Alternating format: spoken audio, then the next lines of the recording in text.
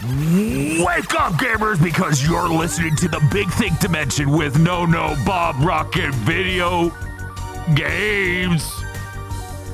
Bob, I don't think AI generating the intro was a good idea. No, just try it again. It'll be fine. Chris Wolfhard. You just need to feed it more money. And Dr. Agro. Have you tried turning it off and spending $8 billion? You're on...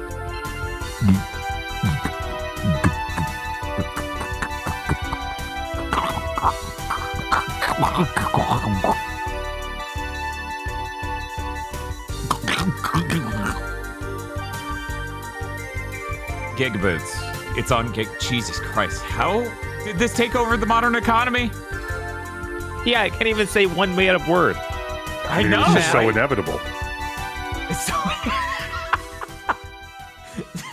It's so inevitable is the way a Dragon Ball jobber describes themselves.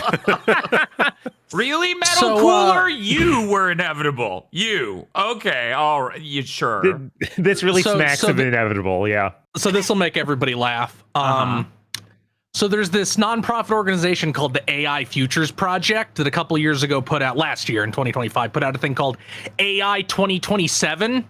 Mm-hmm. Okay. You know, a dick sucking piece. Mm-hmm. Of course. Mm-hmm. Today they put up a follow-up called AI 2040. That's a little bit further down the basically road. saying, yeah, AI will be dog shit in 2027, even though 1 year ago they put out a thing saying it'd be great. Yeah, of course. Is it good when your 2-year plan becomes a 15-year plan? No. Controversial. Well, it's always stance, good to have a no. 15-year plan. Why didn't Destiny have a 15-year plan? That 10-year plan didn't work out well at all. That was really more of a mission statement. So wait, Aggro, you're okay with sometimes saying a plan can be a mission statement more so than a plan? Well, I mean, it wasn't really a plan. I don't know if I appreciate this commentary on what is and isn't a plan from someone who hasn't watched the Bount arc. I think, you're a little out of line here with your fucking assertions, like you're some sort of expert on what counts. I feel like you're trying to gatekeep dumb horseshit pedantry, which, let's be clear, if anyone here was actually raised in that culture, it was me. Sorry, can we roll that back? You are speaking assertively here as though you know what does and does not Bount.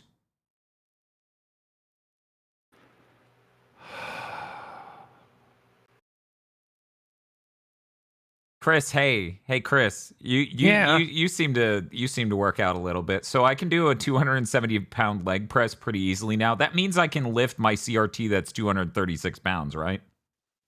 No, that's going to require a lot of back and core strength, so you don't telescope your spine.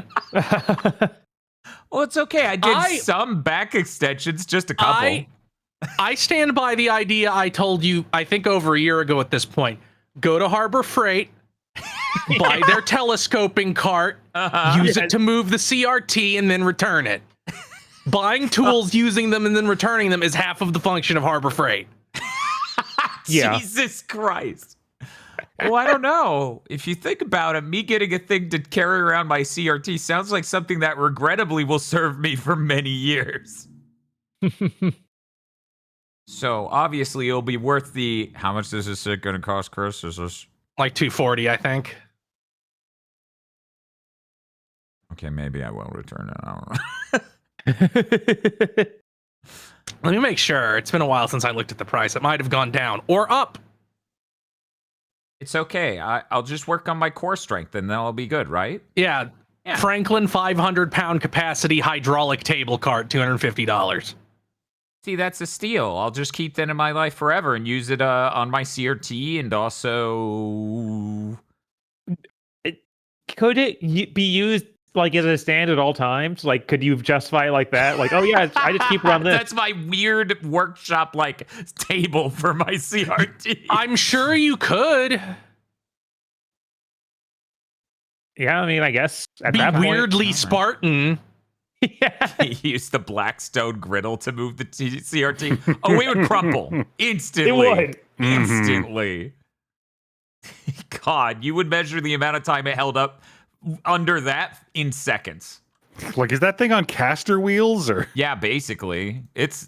They're not insanely high. Like, first off, 2 of them aren't even wheels. Secondly, the 2 wheels are not exactly top-notch stuff. It is good enough for what it's supposed to do. If we put it on the griddle, oh my God, it would fold faster than a chair. Okay. Well, damn. I guess I'm just going to have to keep strength building until I can lift the CRT by myself. It's the only way to protect my friends. I can't get rid of the CRT. That would be absurd. That would be absurd. The CRT is worth like $800. I can't get rid of it. You're aware that carrying an unwieldy object that weighs over 200 pounds is like literally one of the events of the World Strongman competition. Right. Where the guys who eat bears Yeah. What? compete. Yeah. This is my fitness goals. I'm going to become Zangief, but female. That's definitely my goals. Of course. Why wouldn't it be? That's completely reasonable. So Marisa, you know what? When you say it like that, that's not so bad. But yeah, I think this would work as a good tabletop, a good entertainment center. Yeah. Yeah, it would add vibes to the place and they would be It good would. at all. It could even be higher or lower depending on what you're playing. Wow. I mean, it's true. Man, I don't even know if that's enough surface area to feel. I guess it's enough surface area to feel safe with it on that. Yeah, I'd have to measure it to be sure. I'm gonna have to see it in person to know for certain. Right, What it's do you kind of a picture in the white void. I mean, if you're gonna use it permanently as a piece of furniture, you can just like glue a piece of plywood to the top. That's true. Then it looks classy. Hey, Bob, we have an AI summary thanks to Twitch. Stream summary. GigaBoots and crew are kicking off a podcast with a chaotic AI-generated intro. Generated by AI may make mistakes. Oh, my God. That's so stupid. I need to turn off that feature. God, God, every time we read one of those, I just think of how many billions of tokens they're burning on that. Because it's for every single Twitch stream happening on Twitch at all times. And it's constantly updating. Yes. Like it does that nonstop. Absolutely psychotic. Well, we're Amazon. We own the compute, so it costs us nothing. Please don't ask any further questions. I don't understand it beyond that, so nobody does. Anyway, here's the table. How do our listeners feel about the vibes of going over to someone's house and this is their CRT table? Right. I feel like most people would be like, yeah, that makes sense. It's fucking heavy. Right. It tells a story. It really does. Yeah, it definitely does that. Have you considered getting one of those rolly carts from like a public school? I bet that would crumple even. That's basically what this is, except able to withstand the weight of a huge No, I CRT. mean like the tall 2-decker ones they would roll TVs around on. That the Trinitron would annihilate that. Yeah, because this is 236 pounds. No school had a TV that heavy and big because this thing cost nearly $1,000 back in the day. Which means if I had bought it when it first came out, it would have been a good investment. Put it. I like people try to be like, put a tablecloth on it and then nobody will notice. It's like, what about the giant handle? Cut the bottom of a plushie and just wrap it around that. That way it looks like it's hugging the TV because it loves it so much. Yes. Oh my God. Anyways, I have no exciting stories. I did a bunch of podcast work. We did stream some games, but I have nothing to tell you outside of I've been working out. I did some no slam streams of Super Mario 64 Baser, which I continue to successfully do runs on. And also I did a Pilot Wing 64 and Star Fox 64 stream. And Jesus Christ, Pilot Wing 64 perfecting that fucking Cannonball game is going to be the death of me. I Okay, so it's 3 different courses, 4 different shots each, maximum score 25. You must hit a bullseye to get that. I finally got the final one of the entire thing, the 3rd course, the 4th target. I finally got a bullseye. The prior shot, 1 point off. So I got a 99 out of 100. And then I was so broken by that moment, I couldn't do any of it anymore. I just kept fucking up. These things that I bullseyed over and over and over again. I couldn't do it. I was just, something snapped. Yeah, these things happen. So anyways, I don't know if I'm going to do that again on stream because, oh my God, the fucking clown music that plays when you do the cannonball minigame is so fucking terrible. Oh my God, I just had an idea. What if? Hear me out. Uh-huh. And then...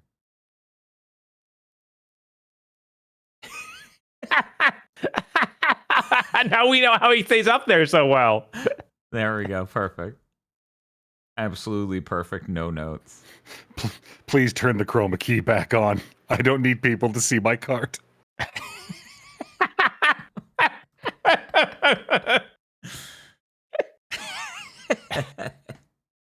Agger's like, I think retro achievements are stupid. And I'm like, oh, we got to wheel them out of here. Here we go.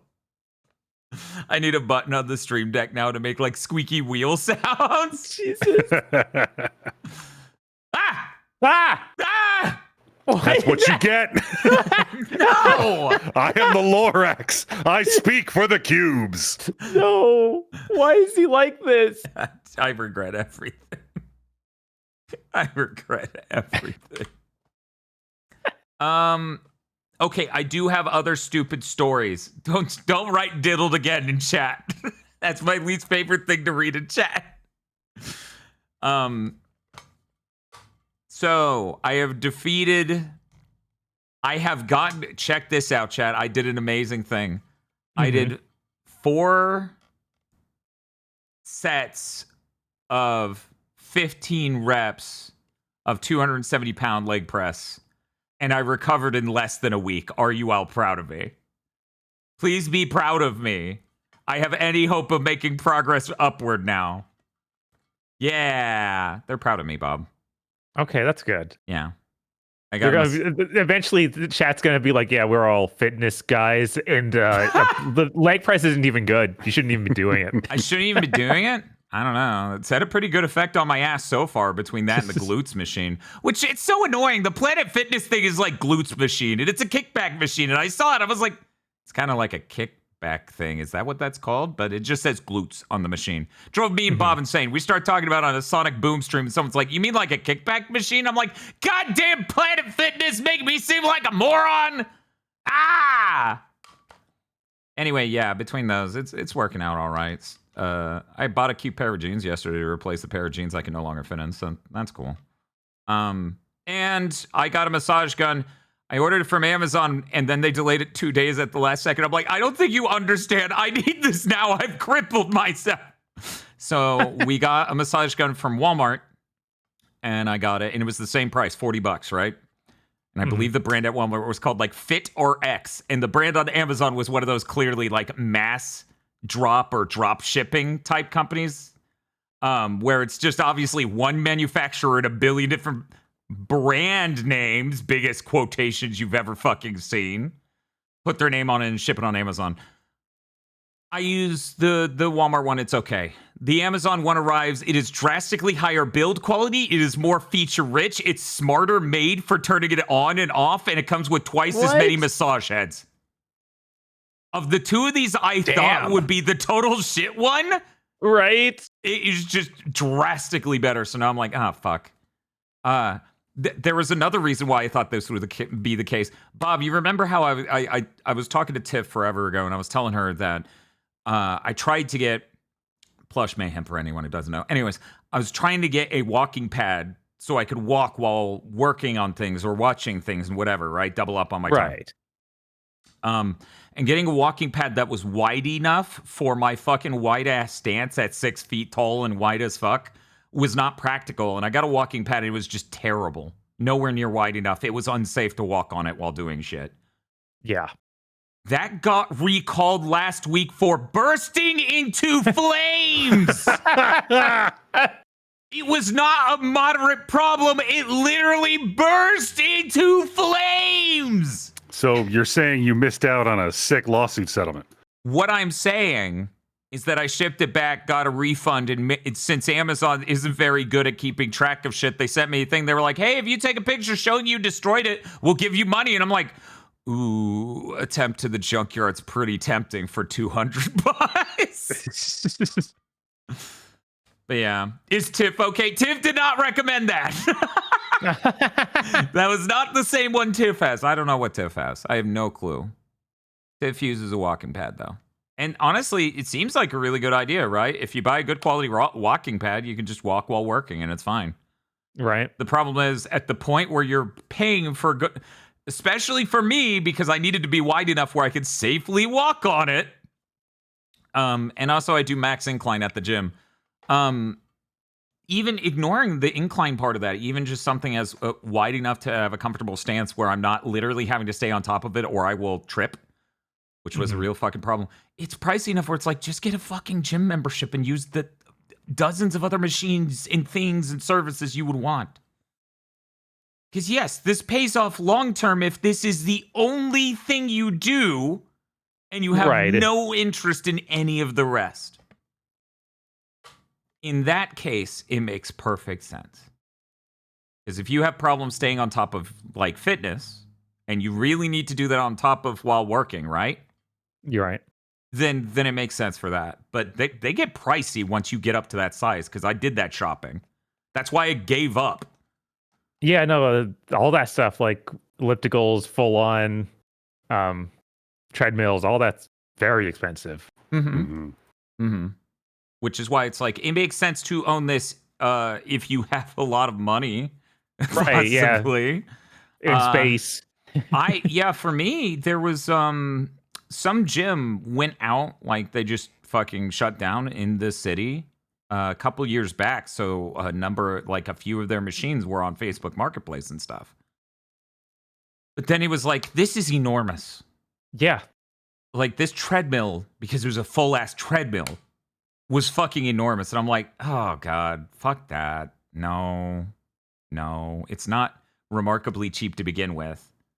But on top of that, it's also fucking huge. So any house I would move into, that would be as big a problem as the CRT, basically. Yeah. Ugh. Fucking sucks. Anyways, Chris, good news. Yeah. Bob tried the chair that has an effect on you. As I kept calling it with different phrasing on streams. So he knows whether or not he wants to have a black card based on that, right, Bob? Yeah, I think so. Okay, so for people who don't know, I have a Planet Fitness thing. The black card membership gets you can bring a guest, you could go to any location, and you can use the massage hydro bed. The hydro massage bed / lounge chairs.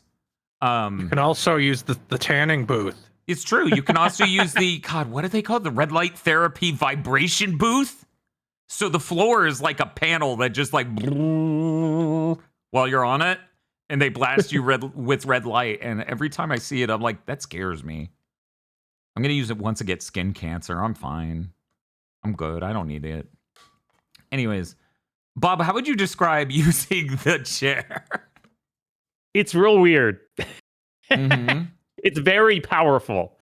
I don't think I enjoyed my time on it, but after you get off of it, you feel weirdly loose. True. So I guess that's neat. Yeah. Not really something I highly desire. Oh, it's something I highly desire. Like I was telling you though, the problem with that thing, the shortcoming of that thing is, like, obviously, if you're working out your legs, you're working out the top of your thighs too. That's not going to help you unless you're a total freak and you're like, I need you to do it twice, and I need it to be the bed so I can lie face down. And when you buy the massage guns, they all come with a warning that's like, do not use on the front of your throat. But it hurts. The front of my throat's sore. I have a cold. This is the only way to increase circulation. But yeah, aside from that, that's it for stories. I'm out of stories. Bob, you excited to go to the gym tonight? I'm pretty tired, but sure. Okay, cool. Spiff says that's not what they should be warning people not to use the massage guns on. You know, a certain Haitian Schwartz said, I'm their only friend who uses the massage gun for its intended purpose. And I don't know what that could possibly be because I'm just an innocent bimbo. Depends on who you believe about their intentions.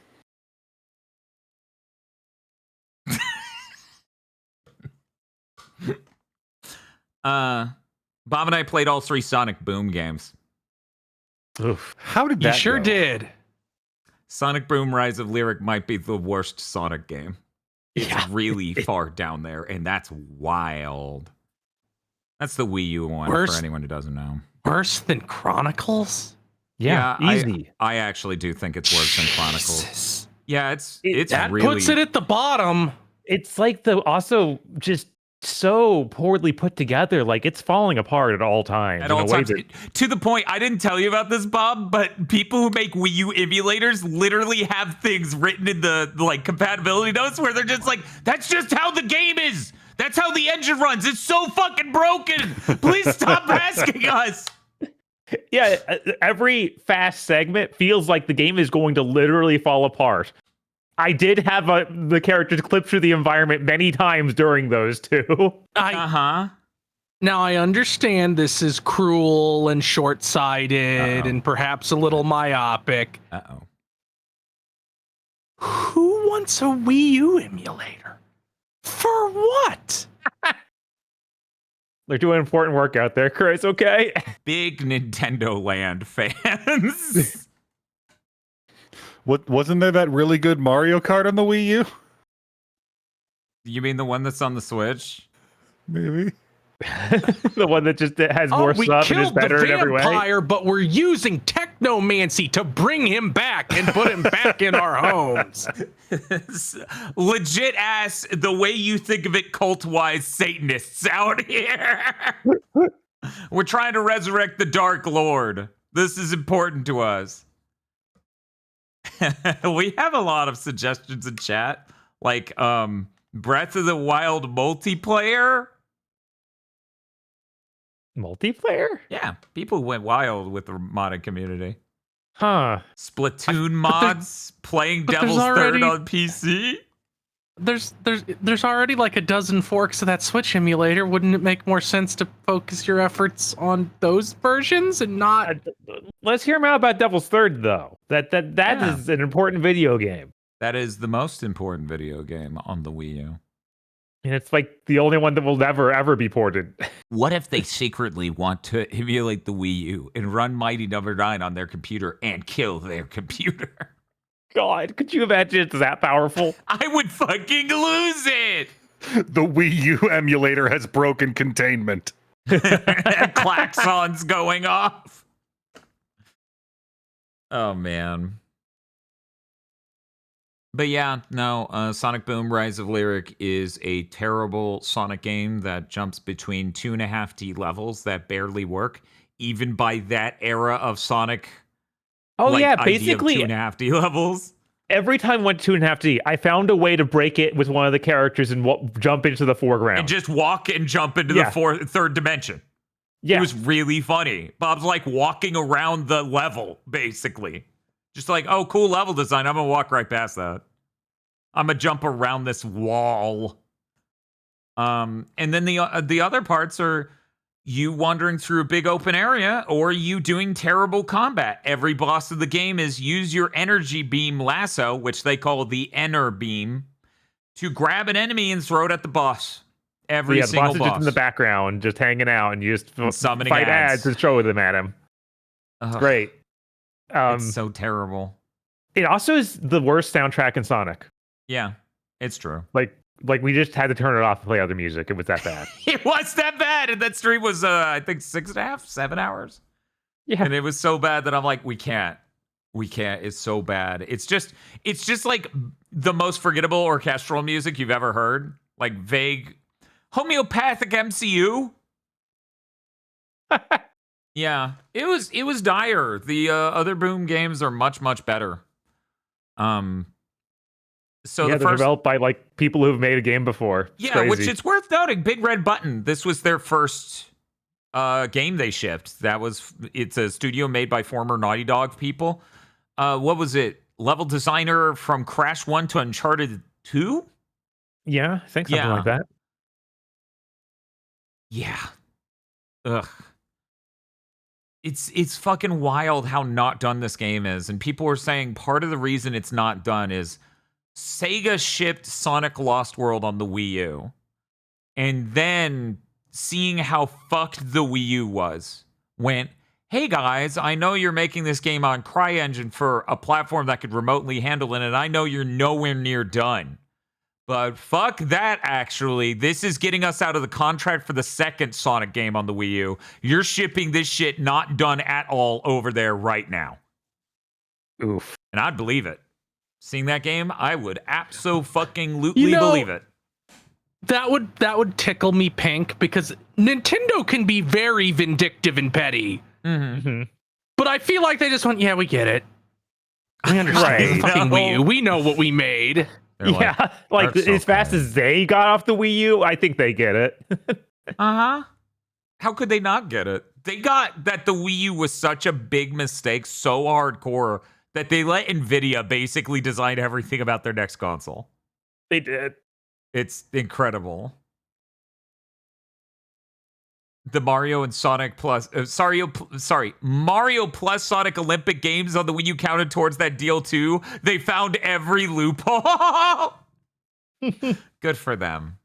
Good for them. No one deserves to get stuck in the sinking Wii U ship with Nintendo. And there are people who are nostalgic for that fucking nightmare platform. Chat, I updated Sonic Boom Rise of Lyric, and there was simply no way to play it ever again without that patch. Yeah. We deleted the patch. We deleted everything regarding the game. We rebooted the Wii U, and every time it's like, I know there's a newer version. You have to download it now. Oh, It will God. take 40 fucking minutes. Yeah, it's evil. Good Lord. Funny how people defended the Wii U with their lives and then those same people dropped it the moment the Switch came out. I remember there was an era of like retro gaming YouTuber or retro gaming personality type where they genuinely were like nutty for the Wii U in a way that makes no sense. They're like, it's so much better than people give it credit for. And I know they were doing this past the Switch coming out. Right.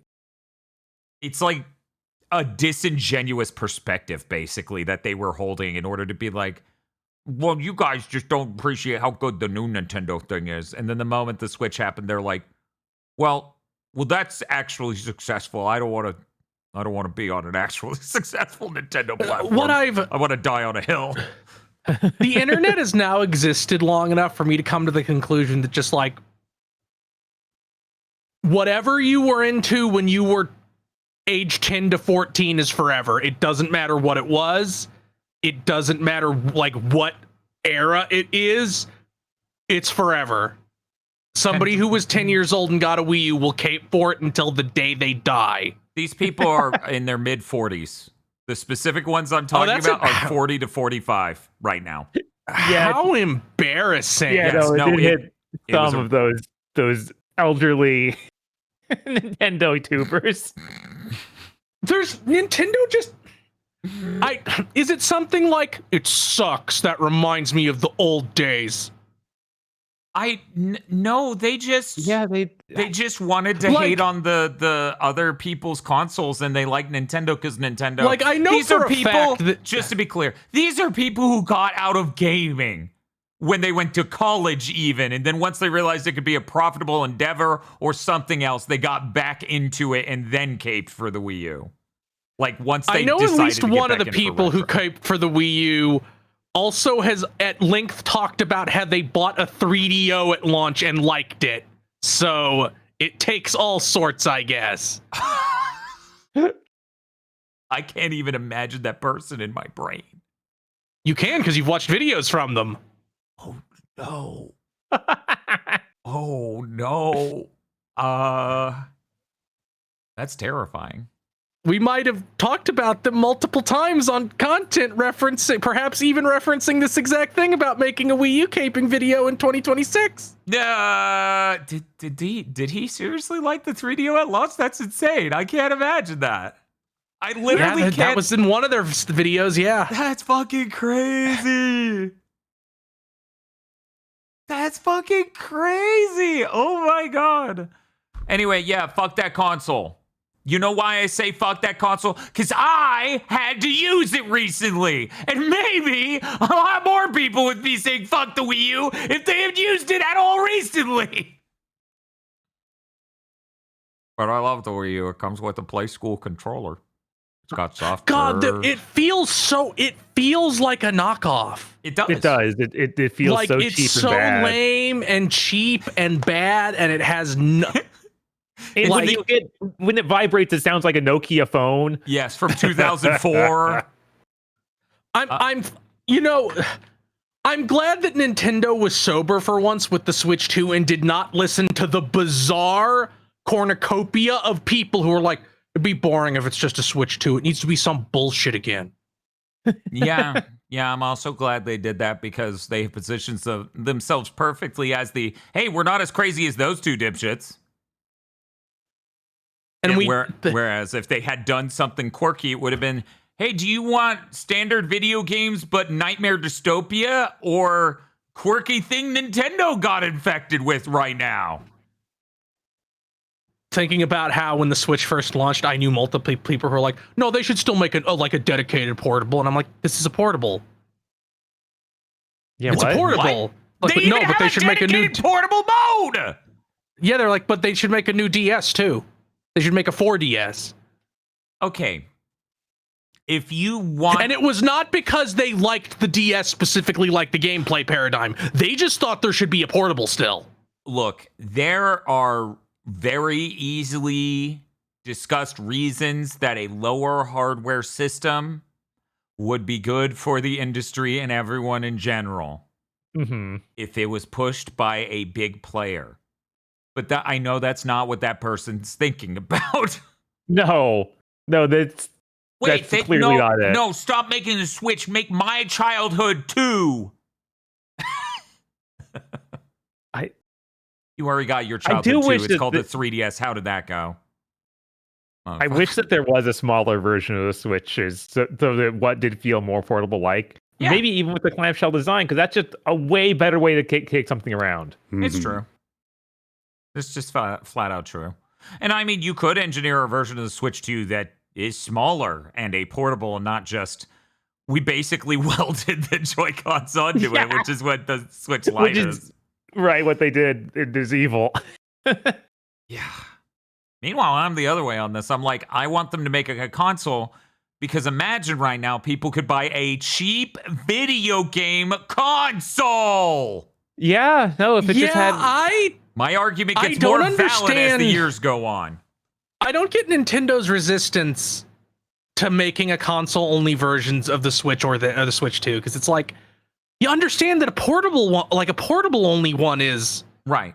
They get a viable market segment. There is a group of people who will just be like, I'm not taking this shit outside, or even to a different room in my house. I mean, why make me pay for the battery and the screen, and the fucking screen? And there are actually multiple other things you wouldn't have to fucking deal with if it was just a tiny fucking console. Like the fucking footprint of the device goes down insanely if you do that. Yeah, people are amazed by how small the Switch or the Steam machine is. Imagine how small the Switch 2 without the screen would be. Oh yeah, no, the Switch 2 would be so much smaller. Yeah. It'd be all that could happen is those people could later buy the portable only one. Right. And I would absolutely rather have the two separate devices. Right. Yeah, no, that would actually be nice. I mean, shit, you could, like, I would buy the console only one, and then you could sell my dumbass the even bigger portable adapter you slot that into. I'm that guy. Yeah, back to the 90s fully, yes. But you could even make more money, but you just don't charge as much less it costs to produce. Like you can even have screw people a little bit on the margin and they won't care because it'll be like $300. Oh yeah, no, I don't doubt Can you that they imagine can make it even cheaper than how that. completely and unbelievably dominating they would be immediately if they put something like that out? Yes, I can. Sony would Every blow their own console brains is so out. expensive right now. If Nintendo was out here with the $270 console, everyone would be losing their fucking minds. Right. They wouldn't even be thinking about $80 games anymore. It'd be like that console's a quarter of the price of the others. Yeah, no, it's insane. And they can do it, but they just won't. It's weird. It's weird that they won't. If they hadn't made the Switch Lite, it wouldn't be as weird.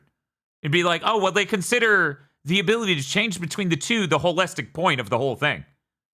But then they made the Switch Lite. It's like, so you understand both the idea that it should or could exist without it, and that you should have a cheaper version. Bro, go the other direction. It will get even fucking cheaper. What are we doing here? But yeah, no, when we're looking at how much to chat, I don't keep up with this because I buy consoles at launch and then I don't worry about it ever again. Oh God. How much is a PS5 currently? $600, I think.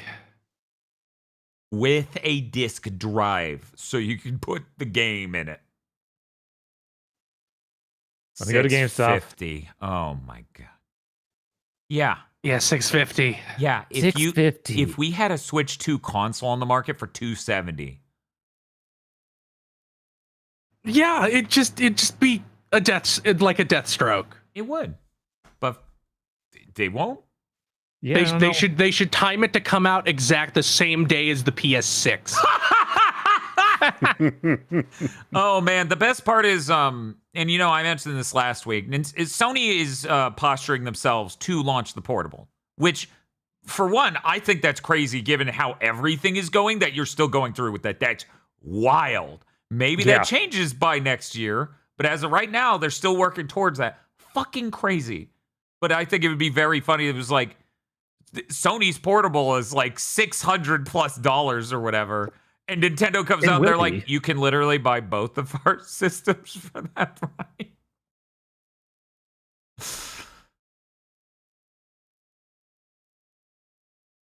Yeah. Yeah, that would be fantastic if Nintendo had a good initiative to launch to really stick it to the others. This is a little off topic, but I was watching that new Jason Schreier video they put out like yesterday about why Sony would abandon discs like this. And I was super surprised to find out even he is not that well informed on things. He was just saying stuff like, "Oh yeah, the way that they make money with the consoles is they actually sell the console at a loss, and then they make money." No, they don't. They haven't done that in years, my man.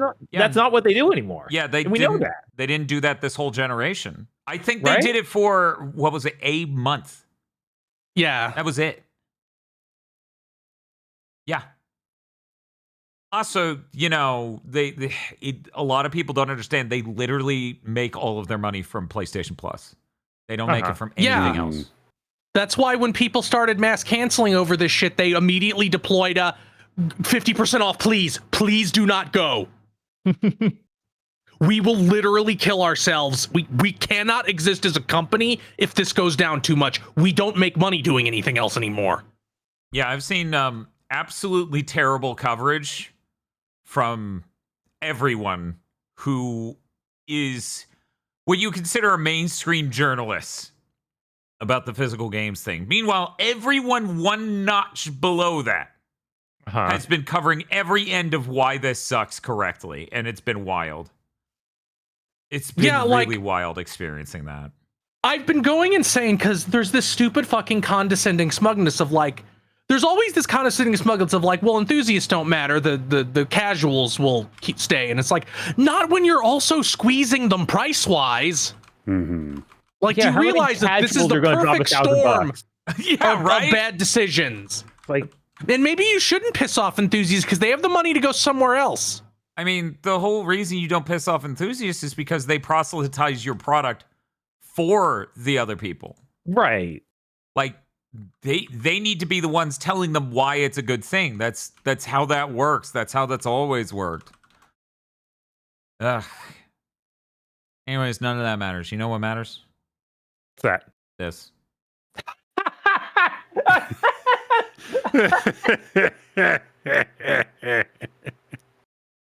I like the one that's really tiny.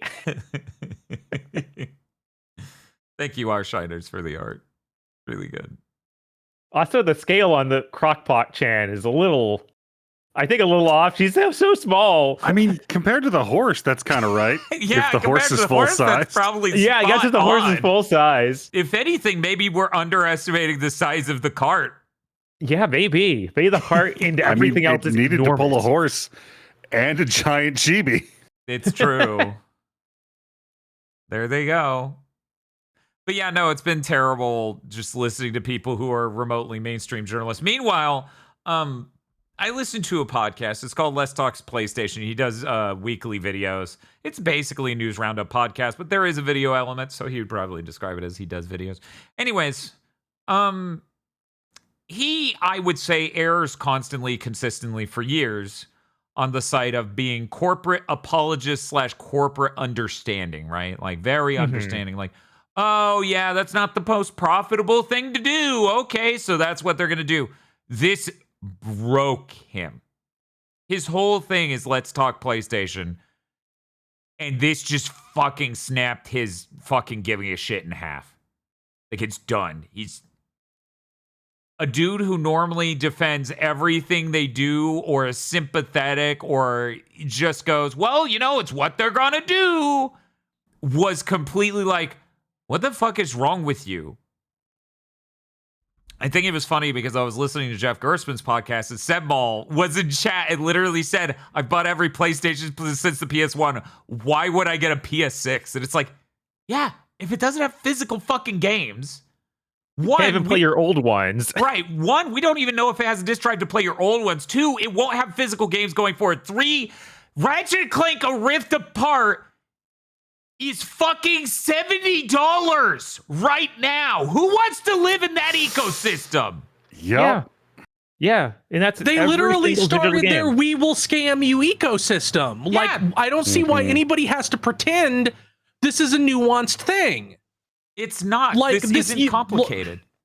This isn't even like 10 years ago where you could fucking frame yourself as some enlightened fucking genius, some wizened, reasonable, dispassionate analyst.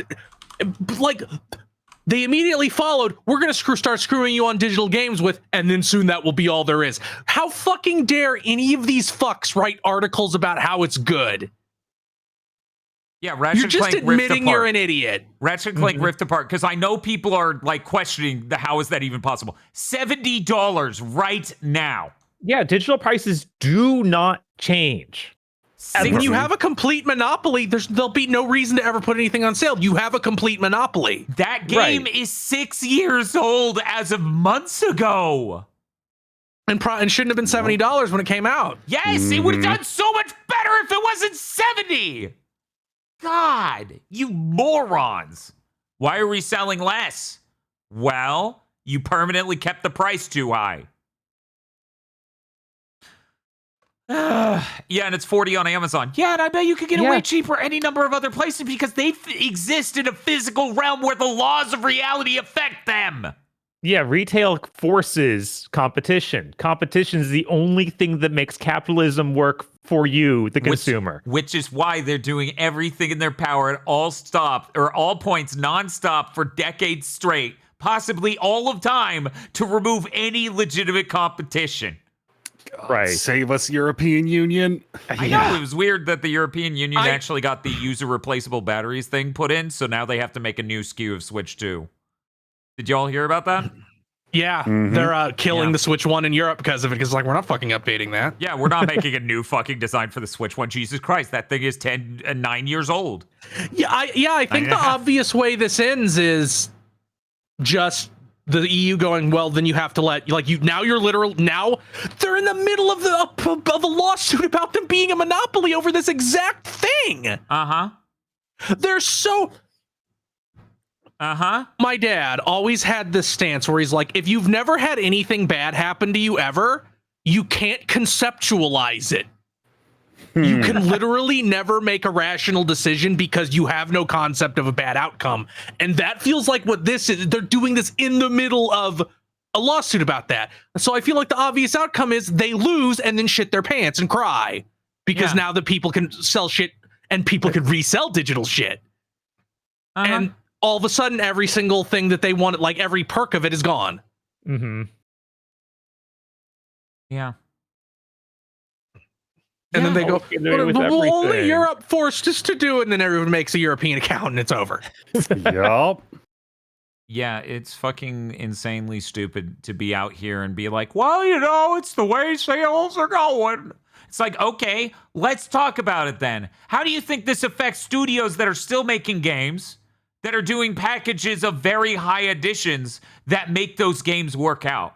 I talked to people who work at multiple different companies who do that sort of thing and did years ago. And there are some projects that only get greenlit because of the $200 limited run games version. Well, they'll still make those. It'll just have a code in it. That market does not take to that well at all. That's what they think will happen. There's already a lot of those editions Sony that don't have the actual game. They don't give a shit about their partners. They let us know at the same time as their partners. That's the reality of it. They let their studios know at the same time as us. Because if they didn't, it would have leaked. If they didn't let everyone know at the same time, and they decided that morning because Grok told them to do it. Probably. That's how stupid and short-sighted this is.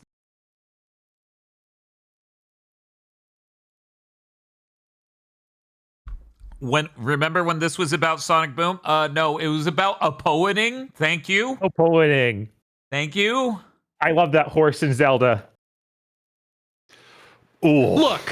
Look, it's like having a family member that's an alcoholic. Even if you're trying to avoid it, all things involving them eventually involve the fact they're an alcoholic.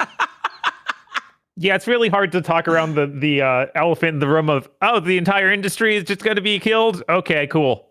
Yeah, it's hard to only, if only we put out a podcast where we only focused on a specific bubble of video games, perhaps with an agenda.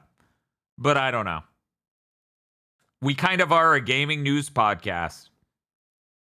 But yeah, no, I was really disappointed. I was pretty happy that Let's Talk PlayStation's Mystic Ryan actually did get that upset and is that blackpilled by all of this. Like, his physical game collection's fucking massive. That man has completely been destroyed by this news. So, we need more people who are more upset. I saw people who are like, oh, they're doing petitions, they're being loud, they're being upset online. I'm like, yeah. Because in case you didn't notice, people being vocally upset is the only thing that stops any corporation from doing anything ever. Yeah. Or I agree. You shouldn't sign a petition. You should go cancel your PS Plus. I mean, yes. I think you should do everything you could do. I think you should be fucking shitty. Be as loud as possible. You should be shitty in every fucking PlayStation video upload comment section. You be shitty in the replies to every post by them. You should cancel your PlayStation Plus. You should sign a petition. Please talk more about Zatoichi movies. I'm sorry, I watched them all. That's the distant past.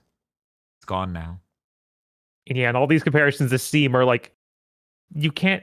The PC is still an open market. You can go buy Steam codes from random other retailers. That is not what they're trying to do with PlayStation. And also, I control the files. Yeah. Like, you know what isn't going to be real anymore? Sony games. They won't exist in space anywhere. Yeah. They will all vanish someday forever, which no PC game will do because the files can disseminate. Right. The craziest thing about that is like the percentage of sales PlayStation themselves had for physical was like 40%.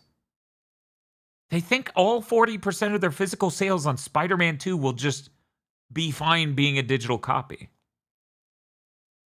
That's crazy. Yeah, it's the modern mania of corporations believing they can force less profitable sectors of their customer base into being the more profitable sector of their customer base with zero loss. Yep. That sure always works, huh? That definitely doesn't fail literally every single time it's ever been attempted in human history. This sure isn't one of the most common pitfalls companies fall into because they don't fucking understand how anything works. It sure is unfortunate every single company is the stupidest it's ever been. Well, yeah, because they're stupid because they haven't had to actually compete against anyone. The video game market is three giants and Valve. Mm-hmm.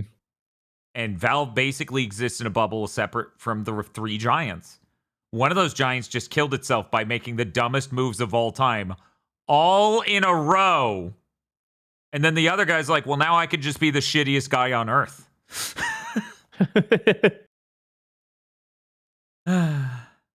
Anyway. Do you even want to hear about Sonic Boom games on the 3DS? I mean, they're good. They're actually good. That's the thing. That's the, like, compared to wouldn't say they're Sonic good. Boom, Rise of Lyric, they're good. That second one, Fire and Ice, is actually somewhat decent. I would give it a, I don't know, a 6, 7. Yeah, it's like acceptable.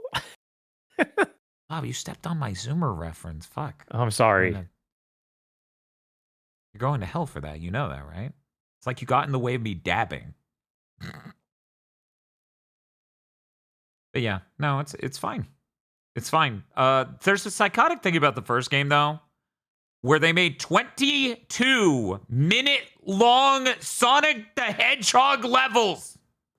This is Sonic, classic Sonic style. So it's a 2D level that is so massive with so many one-way routes that have the collectibles, and you need to get the collectibles. We got 3 levels in, and it's like, you don't have enough of the collectible to play the 4th level, and we're like, what the fuck?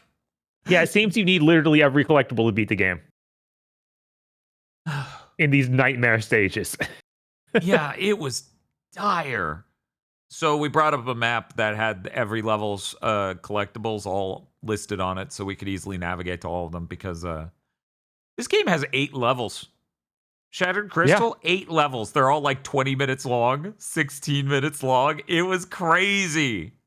It's like, I don't hate how this game works mechanically, but I fucking loathe the structure of the levels and the gating of content. It's insane. They also forgot to put a victory theme in the game. So when you beat a level, it's just dead silence. And the weirdest part is, like, visually they understood the job. Like, they drop out the background, they put a transparency behind our man Sonic. He does an animation, no music, no sounds, nothing. It's fucking weird. It's really fucking weird. People don't know this was made by Sanzaru, the guys who made Sly 4. So, you know, they shipped the video game before they shipped this, unlike Big Red Button. And they also made Sonic Boom Fire and Ice, which is the Sonic game where everyone gets fire and ice powers. And instead of being 22-minute long levels, it was something more like 22-minute long levels. It was like a Sonic game? That was weird. After playing those other 2 games, I wasn't ready for this one to actually be a Sonic game. Actually, realistically, they were like 4 or 6 minute levels. But that's beside the point. Spiff wrote that joke in chat, so I was going to steal it. But yeah, imagine a Sonic game. All right, done. Here's the problem, though. It had races in it, and that made my brain even more go like, this is just like Sonic Rivals. We should play Sonic Rivals. So guess what we're doing Friday? We're doing Sonic Rivals 1, Sonic the Hedgehog Genesis, which is the name of the Game Boy Advance port of Sonic the Hedgehog. Oh, that is evil. That is evil. Why is it named that? And then Sonic Rivals 2, baby. All in one death stream. For people who don't know Sonic Rivals, that was worked on the blinking guy. You know, the meme blinking guy, the Drew Scanlon guy? Yeah. The guy who blinks? Yeah, no, he worked at that studio during the production of that game. So we should just make chat him for that stream. Just loop the GIF forever. But yeah. Anyways, it's going to be Nightmare a death mask of a loved one, and then another nightmare. Is this the future that you desire? I'm Future some of these horrified. freaks desire, I'm sure. Yeah, they want to see me put my hand on the fucking device. I saw that game, like Rivals 2, has 6 levels, and that game is allegedly 8 hours. I'm horrified.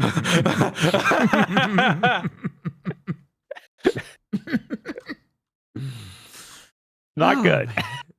I'm very scared. Well, it's a racing game, so I'm sure each character has a campaign through the same 6 levels. Yep. Yeah, that sounds great. Maybe I'm remembering wrong. I mean, just Look, just at the end of any random one of those, just go, oh, there's the credits, it's over.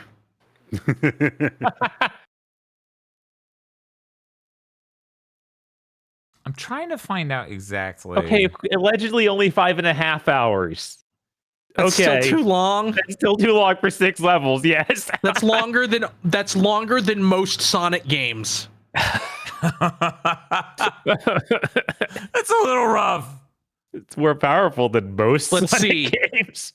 Unleashed, 06, maybe Sonic Adventure 2, Chronicles, and Frontiers. Those are the only ones longer than 5.5 hours. Most Sonic games are pretty short, even the 3D ones. Yeah. Yep, I'm looking at this, and according to the Giant Bomb Wiki, Drew Scanlon, aka White Guy Blinking .gif, that walked the very earth with us, was a past contract artist from Backbone Entertainment, and I'm pretty sure Backbone made Sonic Rivals.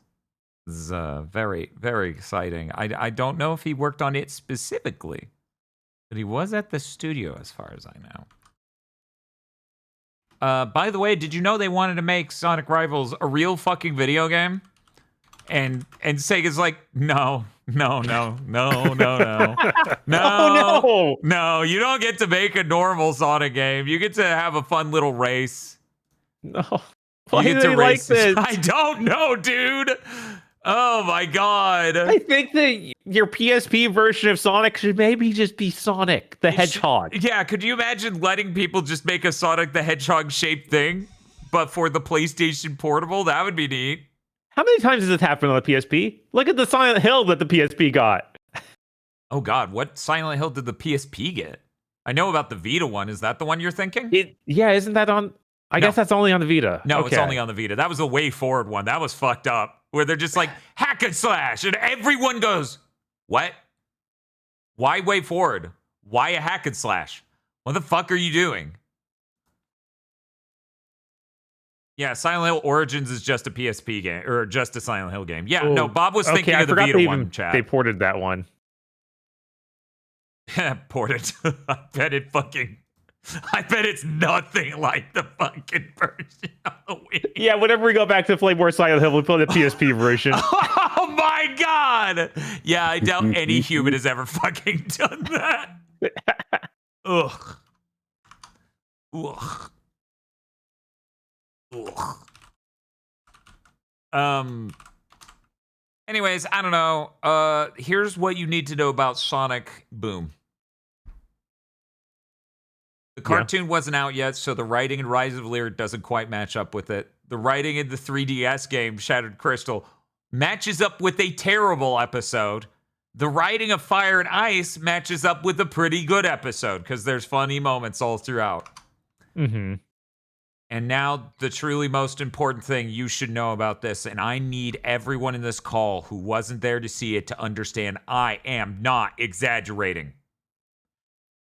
The prize for getting 100% of the collectibles in Sonic Boom Shattered Crystal is...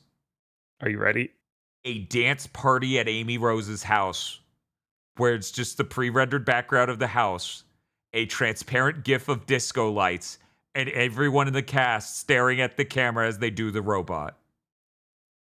It doesn't end. It loops forever. It is a terrible song. It's really quite something. Anyways, we're gonna have to commission Screensaver Studio to do that, but for Big Think Dimension, that's our new Podlord segment. We just cut to a screen where the four of us are just dancing and doing the robot stiffly, and we're in Amy Rose's house for some reason. How did you get in here? I got all the crystals.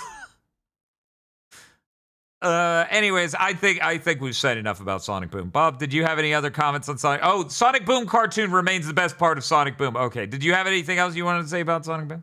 Sonic Boom Shattered Crystal, the first 3DS game. You don't have Amy on the team. That's true. Yeah, you have sticks, which is weird. Yeah, but you have the prompt in front of Amy's house, and if you get every collectible in the game, you get the break in. And that was hilarious to me. We just kept making jokes about, like, I have too many crystals, I can just break in. I'm gonna take some pictures. There were jokes in chat about orthopedic underwear. That's a deep cut. That's a good joke if you know. If you know, you know, true gamers.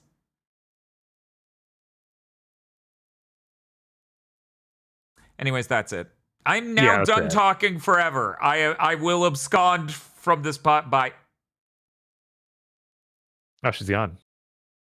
Who wants to talk about games next?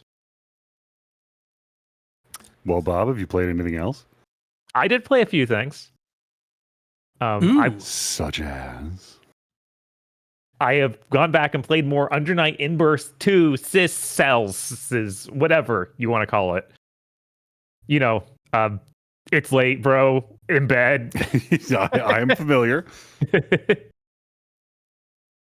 I feel like I'm coming to the conclusion of these character designs, they're not doing it for me. Oh, yeah? Yeah, I think the game's kind of fun. It's all right. It's hard to find people online, but I can keep trying different times of the day and hoping. But I found have you tried like a Marriott Convention Center bathroom? That feels like probably the only place you're that I on, can legitimately You're find. on console, right? It's on PC, but it's I think it's crossplay. That's weird because a lot of people I know play it and don't seem to have problems finding people. Yeah, because I was maybe playing it's like very specific times. Right, maybe there's like a Discord or something where they all meet up and like this is the time frame we're doing. Because I tried it like a lot of different times a day too. Like the best luck I had was around 4 p.m. on a weekday. I found 3 people that it would swap me between, and then that really quickly reduced to 1. But playing it after midnight, just nothing at all. So maybe it's more like 7 p.m. Maybe they're not late night. But anyway, back to the character designs. I keep thinking of horrible things to say about them. I think that the problem is they end up like in a halfway in between Melty Blood's like really plain looking guys with cool powers and Blaze Blue's insanely crazy over the top designs. In it, so I was looking at you being like, oh god, it's like these are all going to be references to 2005 to 2010 anime because that's what this is. So I'm like, it's more like visual novels, but yeah. A lot of those got turned into 2005 to 2010 anime. But I don't know. I love a lot of those characters. Like Hyde is great. I don't care if people think he's played. He's awesome with his fucking stupid giant red sword. He's certainly doing something. I couldn't think of a direct insult for him other than Kmart Shakugan no Shana. Hyde is also. I mean, Seth is also great. I like him a lot. He's such a plain edgelord. He's so plain. Like, I know, all of them just feel like not enough. Like, every single design's like, you didn't go far enough. You need like 2 more things to make him actually cool. I'm sitting here like, no, you're like sauceless certain magical index character. Watered down Negima design. Jesus. But yeah, my favorite character. Whoa. What's up?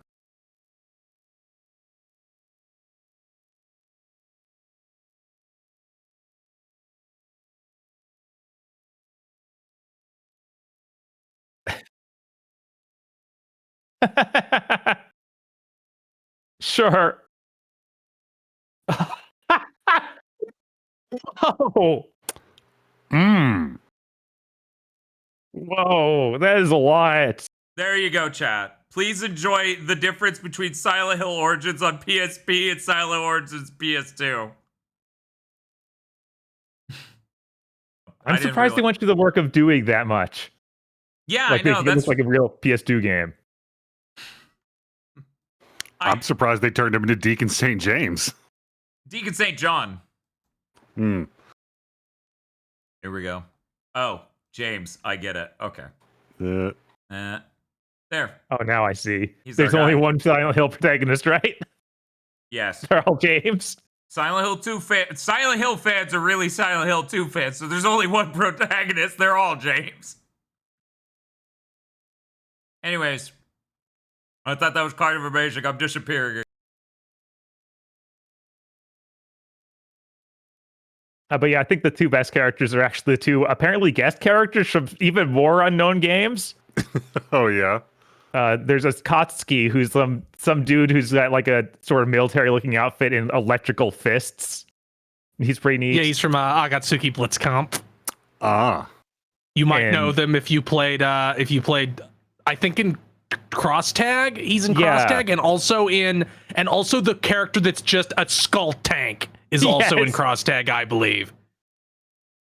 Yeah, it's funny because the story in this game for him is now like, keep showing up in different worlds more often. I guess I should feel like I'm back here again. And then Eltonum or something. She's also in Melty Blood. I have no idea where she's originally from. But she seems cool. Oh, so this is just her from Melty Blood. Yes. Okay, I saw her on the lineup. And wow, that's pretty close, guys. Like, she's actually from Melty Blood. Like, she's from Tsukihime. Okay, she's actually from Tsukihime. Okay. I think so. Or she's just from Melty Blood, which is Melty Blood is based on Tsukihime. I don't know if she was original for that or not. Yeah, people seem to be saying that she was originally made for Melty Blood itself. Okay. She's in Fate Grand Order. That makes sense to get backported back there. I mean, Kuretsuchi in his House of Your Blood War outfit is in Fate Grand Order now. He is? Oh, wait, no, that was Grand Blue. That was Grand Blue. My bad. That's Grand Blue. I don't think Fate Grand Order has done like direct collaborations outside of other Type Moon stuff. It feels like they have to have, right? Chat will let us know. Yeah, I don't think they've done like, here's a character from some totally fucking unrelated shit. Wow, that's crazy. They resisted the urge. Fuck, Type Moon has so much shit, they don't have to. It's true. But anyway, it'd be really, really funny for that to happen, though. It's like, yeah, you can summon Beerus from the Throne of Heroes. Why not? We can get some real dog shit power scaling arguments going. You put a Dragon Ball character in a visual novel and it all just falls apart because they follow the rules of, no, my number's too big. I don't care that your power violates causality. My number is high. Right. Like, I don't care that your superpower is that your spear stabs me through the heart no matter what happens, no matter what anybody does ever. It doesn't work on me. I mean, that is how Goku operates. Yeah, that's why it's really frustrating whenever they have to make more stuff. Like for GT, it's like, no, this shouldn't work. None of this should work. What are you talking about? At least in Super, he's like, no, your time stop doesn't work on me. Hit my number's too big now.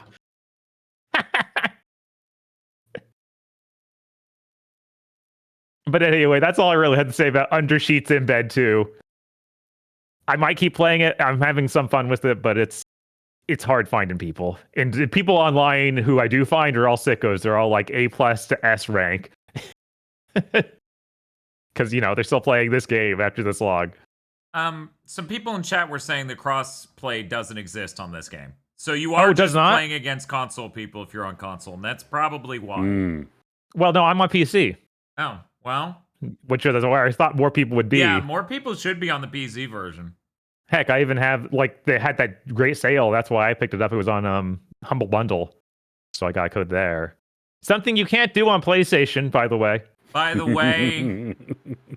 To be continued.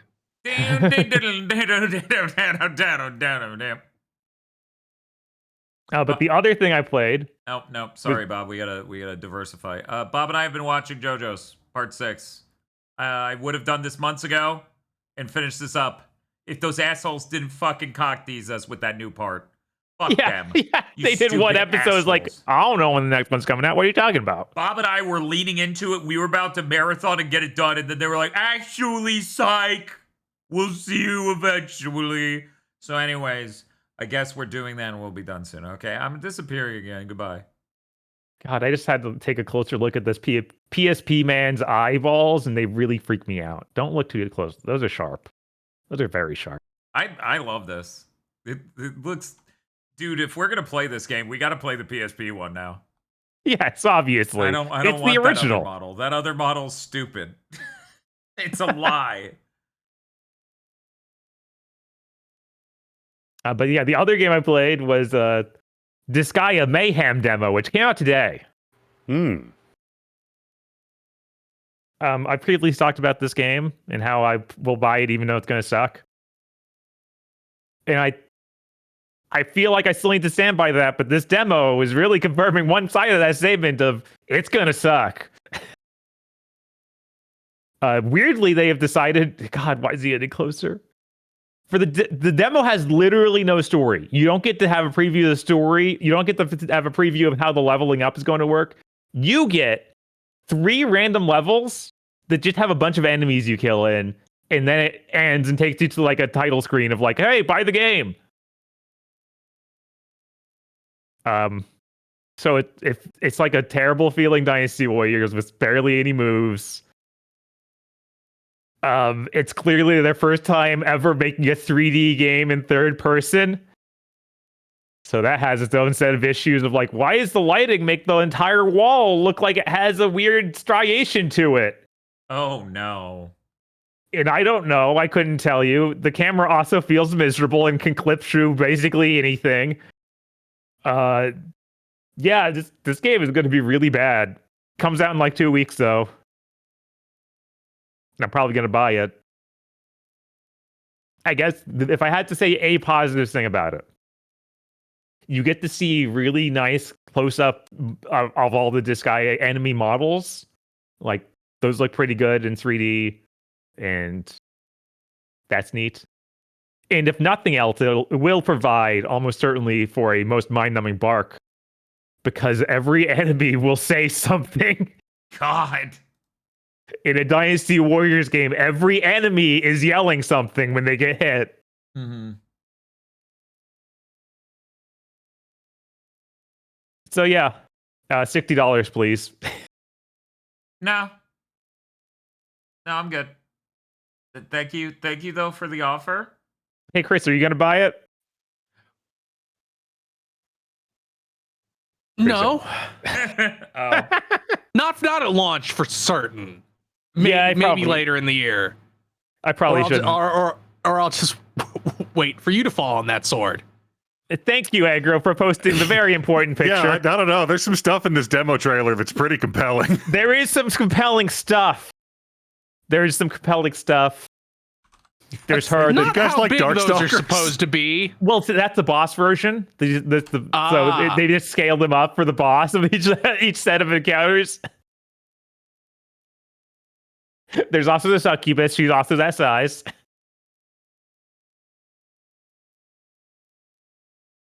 The animation for your main character is really funny because your sword attacks and stuff, like those look like professionally, like, okay, you thought out how this attack chain looks and it looks pretty good. Walking is like hilarious. Like, this is the first time you've had to consider how someone walking normally in 3 dimensions works. It's so funny. Like his shoulders are super low and he kind of just has a super reserved, weird looking walk. It sure is a fun experiment. I don't know why they're charging $60 for it and selling it to people. Maybe there's some cool story here that I just don't get to see because they didn't make the demo anything I would want to see. But that's all I have to say about Disgaea Mayhem. Dr. Agro, have you been playing anything this week? I wrapped up Gecko Gods. Oh. I got the platinum. Wow. which it turns out is a lot more challenging on the console version than it is on the PC version. Because on the PC version, there's an achievement. I mean, it's a lot more difficult than the PC version because it doesn't have trophies, but there's an achievement for collecting 10,000. Apparently, they're called gems, the little currency you use to spend on cosmetics. On the PC version, it apparently tracks that number across multiple save files. Oh. On the console version, it does not. And the pots you break to get this stuff do not seem to respawn. Oh. So the last thing I did in this game was sail Wind Waker style from island to island, trying to find the little nooks and crannies where enough of these were left to get that number up to 10K. Yeah, so does it even work? Does it count the ones you spent already? Yes. Oh, thank God. Oh, yes. Not at once, just collect 10K total cumulatively. Okay. Jesus. I mean, that game's pretty great. It scales up after the first island. The second two major islands are a lot more elaborate and involved. And the second big dungeon kind of takes a left turn I don't want to spoil. And then if you eat one of every type of bug and collect all of the relics on every island, you unlock the Secret Grove, which it turns out is just a lore dump. Oh? What? It's in this game? It doesn't have a story, basically. You go down there and it's like, oh, by the way, here's our world's creation myth. This is how any of this makes sense. Well, that's incredible. It's flawless. It is, I mean, it's clearly an indie game. There are some seams that you will be able to observe. But my recommendation is that there are a lot worse games you could spend $20 on. This is cute. It's engaging. It's cozy. There are a few legitimately interesting and cool puzzles in there, and some really hype moments. And you get to play a little gecko. And every time you hit the run button, he goes. It's an important feature, And it's the best. I am mad that there are like a bajillion different colors and patterns you can be, and like 2 greens, and only one of them's good. Oh, that sucks. Yeah. So, like, lizards aren't green, are they?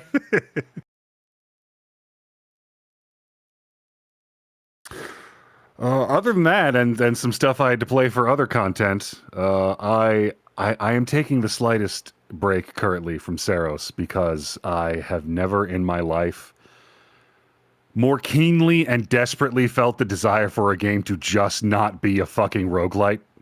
Uh-huh. No, that is a super crushing thing about that game.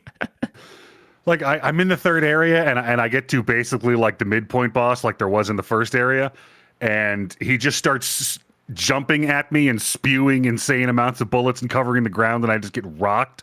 And I'm like, oh, man, that was crazy. I can't wait to get back in there and, like, see more of those patterns and figure out what I'm supposed to do.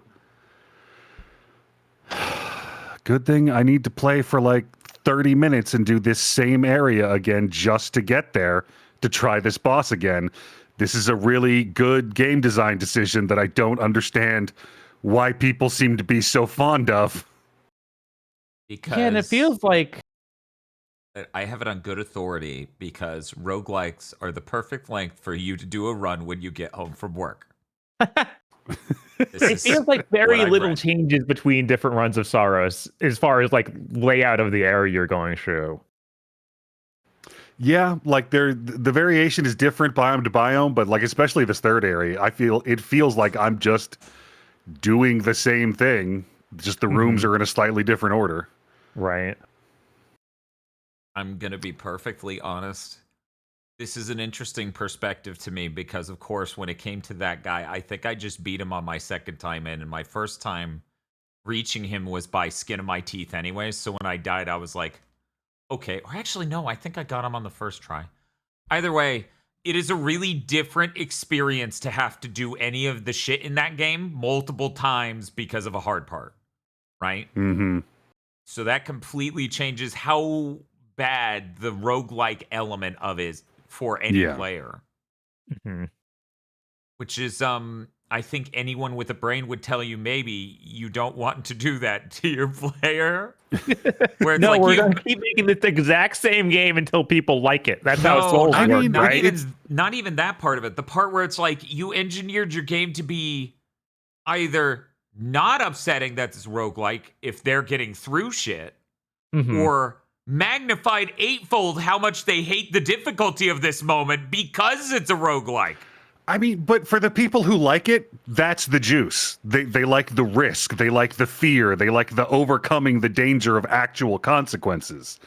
Like, I get that that's a thing that people enjoy, and they're executing on it very well. I just wish they were doing a different thing because I would like it more. I would just like Housemarque to make a normal fucking video game. Yeah, that'd be really cool. I desperately... I want a regular game where they planned the areas to have the enemies in them, but still give me that shotgun where I can pull the trigger and all the pellets stop 5 feet from me in a wall, and then I can pull the trigger again and the shotgun blast comes out of the gun and the ones hanging in the air simultaneously. That's some like Resistance 1 wackadoo shit. Yeah, and that's what I'm talking about with these fucking guns. They have some quirked up fucking alt features. It's fucking great. Yeah, no, I love a lot of stuff about Saros. I think I would love it more if it didn't have to have a narrative that makes sense with roguelike and had a normal game where story events happen gradually throughout it in a dictated manner, and then things can change between things at a set pace and evolve in an interesting way. Because while there are plot elements and things do change and you discover things as you go, it also still has to fit in the roguelike format. And I think that's to its detriment. As someone who really fucking enjoyed that game. Anyway. Good luck on your next try.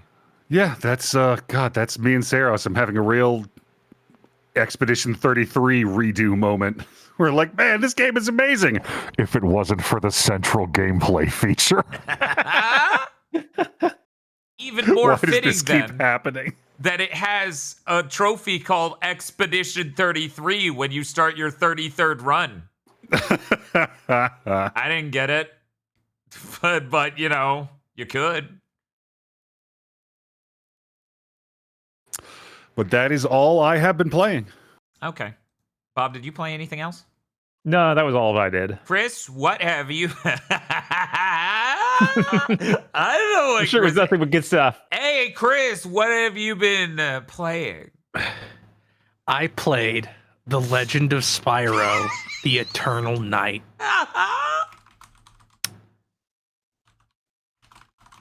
What is there to say about nothing?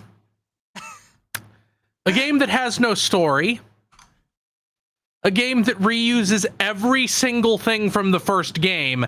Every single thing. It reskins every single boss fight. Oh my God. Wow. A game that barely functions. It's bad. It's probably it's definitely the worst game I've ever streamed. What? It's probably the worst game I've ever seen credits on. What? What? So I don't think the first game had this problem, or maybe it just didn't become apparent because it had so much less platforming. This has the worst double jump in any video game I have ever played. How would they fuck up? Well, it seems like there's about a 2-frame window where you can double jump. Oh, one of those situations. Hit it too early, it doesn't come out. Hit it too late, it doesn't come out. Incorrect. You can see there's a part where I'm trying to do this long series of jumps to get to a health upgrade, which you desperately need because they decided this game needs to be hard, so enemies take over like 40% of your health when they touch you. God. And I'm just dying over and over and over and over because I have to keep in mind the exact point in the jump the double jump comes out. Mm-hmm. By the way, this game has the most amateurish thing I have ever seen in a game. This is something that Bob should come in and talk about in a Steam Next Fest roundup. What? So you fall into a pit. Okay. You die, right? Sure. Not for 4 or 5 seconds. What? Do you get to walk around by the pit? And you hear a sound whenever you fall in the pit. And then after the sound plays, it fades to black and you end up back at the checkpoint. So what happens is you fall out of sight. You land on a kill plane. And then Spyro does his entire death animation out of view on the kill plane, and you hear the sound he makes when you run out of health in a fight or something, as he does like this spin around and fall over cartoonishly. You can't see it, but he's flossing his way to hell down there. Every time you fall in a pit. That's fucking hilarious. No, that is like that is some shit that might happen in Gecko Gods. That should not have been in a game of that scale. No. The previous game had 5 levels. This game has 4. That means they each got better, right? Half of this game is this bizarre pirate level. I genuinely got lost in the story of this game because I didn't know what the fuck was going on. It's like, we have to go find Cinder because she ran away because she feels guilty about being evil. And then you... Oh God, I forgot. So at the start of this game, they're like, Spyro, you overexerted yourself in the climax of the last game, so you've lost all your powers. Thank God someone explained it. I need this. Which means at the start of each area, you get sucked into the DMC mind dimension. What? Get one of your elemental powers back and have to do a long tutorial segment that is always the exact same tutorial segment, but about this new power, which all function almost identically, down to them tutorializing your like screen clearing meter filling bomb attack. And it's like, that functions the same for all of them. Why do you make me tutorial each one?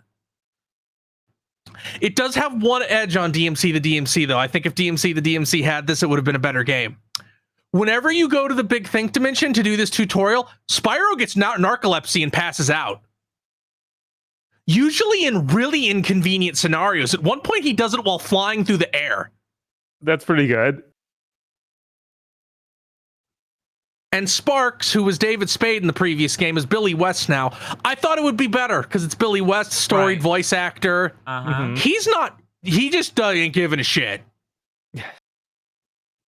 Like, his fucks are at 0. I've never heard him deliver this poor performance. They're like, you got to match the performance from the last game. So they have this... So this game must be real popular at id. Because there's a mini-boss that goes into its own gameplay mode that you do like 4 or 5 times that is just the dragon from Dark Ages. Ooh, I knew that shit must have existed before that. Great, awesome, stellar. It controls you dodge left and right and spit fireballs. Oh. One this moment, game does one have moment. this- I'm gonna be the intellectual gamer and the new age's Crowbee cat and just show these 2 clips next to each other and then be like, it really makes you think, doesn't it, gamers? And they're like, wait, No, trying to say they stole this? What the fuck are you doing? What? this game. So the big new mechanic of this game, which they don't What's up, Bob? Real quick before we go into that, I want the Chromie Cat video where he talks over it. That would be the most hack thing ever, and I want to see him fall like on the that. most credibility obliterating thing on YouTube. It was. But the big new mechanic, which they don't give any reason for you to have it all. They just go, Spyro, you're a purple dragon. Obviously, you can do this. Okay. You have a button to turn on bullet time. Ooh. Okay. We got time The power. Matrix is popular. You have one time power to slow down time. We have time power. You have a meter. It fills up automatically whenever you're not using it. It fills up pretty quick. And this is because they decided every single platform you land on should immediately fall out from under you in the entire game. No. But No. but the time slow doesn't last long enough for you to do any platforming challenge. They want you to piano it. They want you to jump, hit it as soon as you land on the platform, jump, turn it off, land on the next platform, turn it on, and so on and so forth. Why? Why would they want They that? don't know why. It makes the platform hard. Yeah. This game has a real fucking... another thing this game has a real fucking problem with is showing you the cutscene again when you die. I saw that clip and laughed so hard, Chris. The really bad clip one was the final boss where they start you before the 3-minute long pre-rendered cutscene. Oh. Now you can skip them. I don't know how. I have to just mash every button at once and eventually I skip it. It seems to happen at a different point every time. It must be loading in the background and always Yeah. taking weird, inconsistent times. Yeah, that's what That I'm has to thinking. be it. So I think one of my favorite parts of this game is you get to the end of the game, you leave the pirate level, which doesn't really have any relevance to the story at all. You leave the pirate level. And then you just show up at the final level. Well, the second to final level, but you just show up there. Coincidence. Cool. This level is do 4 obstacle courses based on your elemental breaths. That's a level, And I then guess. at the end, Yeah. you stand on a platform and it hard cuts to a boss fight. No lead in, no explanation, no voice line. Step on the platform, loading screen, you're already in the boss fight. You're already active. He's coming at you. All 4 are the same boss, for the record, which was also a boss 4 times in the first game. Come on. And had already been a boss once before this segment. Bob, I Yeah. hate to say this. I truly do. This was the moment in Chris's journey I said, we gotta do a Spyro mode. I said this. I was like, the first game, I was like, no, it's dog shit. There's nothing there. It's just matching the square button. They shouldn't play that. I got to the final boss in this one, and I'm like, Noelle needs to fucking play this. I need them to be trapped in this game. It's just too fascinating. It's fucking Right? bewildering that they would do this. That's So reminding every me boss... Go ahead. of the first 3DS Sonic Boom game Uh-huh. has one boss at the end. There's no other boss in the entire game. Oh, yeah. I wish this game had One. one boss at the end. Oh, wow. I can Each tell. level has... I would say there's 4 or 5 unique bosses in this game, and they're all dog shit. Of course. So all of these bosses pretty much work the same way. Well, the first boss uses the same mechanics as the Doom the Dark Ages mechanics. Uh-huh. But every other boss kind of works the same way. They do their cycle. You can hit them at the end of their cycle. If you try to hit them at any other time, they will, this is like the tables have turned video game wise. They will DMC animation cancel out of whatever they're doing to pot shot you instantly with a frame 1 jab. Of course. I'm now imagining the Spyro boss that does Helm Breaker as a move. Jesus. Funny you mentioned that. Oh, yeah? But yeah, each boss is yeah, I'm gonna do my long thing, dodge, and then at the end of it, I will be vulnerable. It's never consistent, by the way. No, of course not. Like I can become vulnerable after doing this attack twice or 5 times. Come on. And I don't make it clear I'm vulnerable immediately after finishing whichever one I become vulnerable on. It takes a second. So you don't know when to dive in. By the way, you better slow down time as soon as I'm vulnerable or you won't get to hit me for shit. Sorry, Bob. I had to make you the same height as the rest of us manually. You just stretched me. Yeah. This is messed up. Okay, well. So the final boss of this game is this big evil monkey man. Okay. He's not built up at all. They give some vague thing like, oh, he set fire to the temple and is why your egg got lost and you were raised by fireflies or dragonflies, Spyro. He's super tough. He has like a glowing green eye and a magic staff. That sounds pretty cool. So you get to the fight. He immediately zaps you with the staff and you lose all your powers. Oh, cool. Great. Nice. Yeah. Is the fight like a 4-phase fight where you slowly get your fucking powers back? Nope. Oh. Nope. Oh. Instead, he will do a bunch of attacks, none of which are... He will, like, teleport across the arena and then swipe at nothing. You won't be anywhere near him. And then he will slowly walk towards you, get bored, teleport again, and then do it again. You cannot hit him at all. The other bosses, you can at least try and hit them. And maybe if you have use the Earth Flail ability, the one cool ability in the game, because you just spit out like a big rock attached to you with a green energy chain, and you can just spin the control stick and spin it around and smash everybody with it. It's actually the only thing that makes the tail end of the game's combat rooms tolerable. Because it's really effective. But you don't have that for this, of course. Oh, yeah. But the attack that he will do to make himself vulnerable is he will jump in the air and try to come down on you with his two swords. If it hits you, you die instantly. It takes 100% of your health. And the amount of tracking on it genuinely seems random.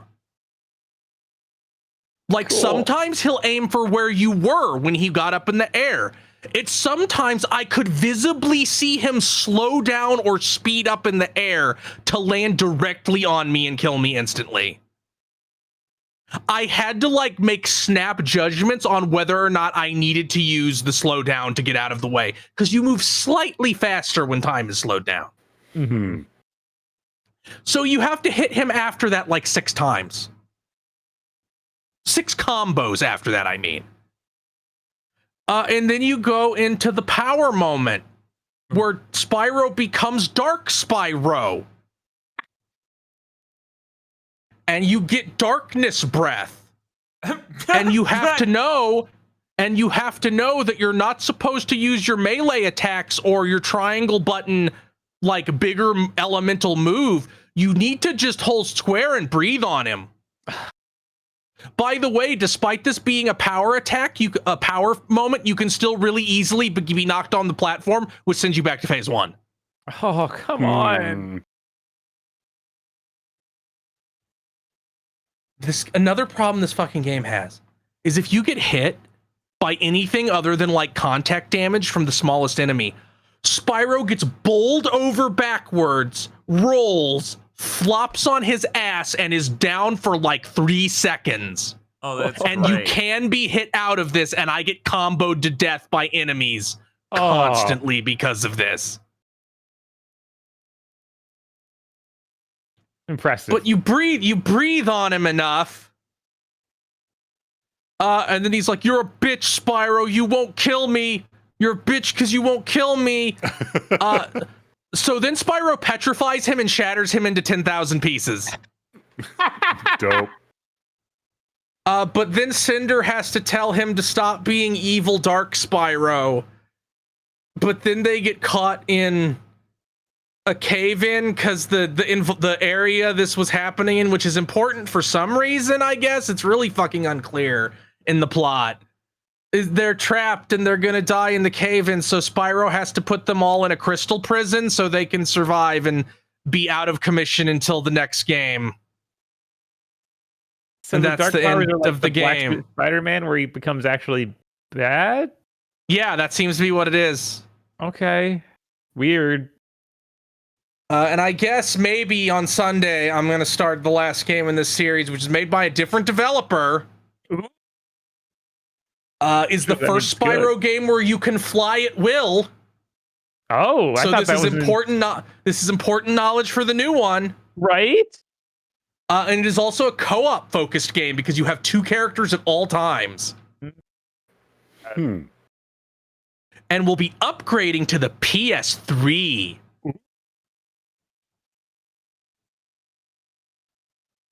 And this is still that new continuity, right? Yep, it is The Legend of Spyro: Dawn of the Dragon. Cool. I still don't know who the antagonist of this game, this series is, by the way. Oh, do they at least imply a shadowy figure controlling things? Yes, they have mentioned the Dark Master a few times. And unfortunately, somebody spoiled to me who he is voiced by. Which is now, I will spoil to everyone, Mark Hamill. That could be good. That could be good. But everybody says this one is better, and I have a hard time seeing how it couldn't be. I have difficulty imagining a game worse than this one. Like, I really do. It's just genuinely unacceptably awful in every conceivable way.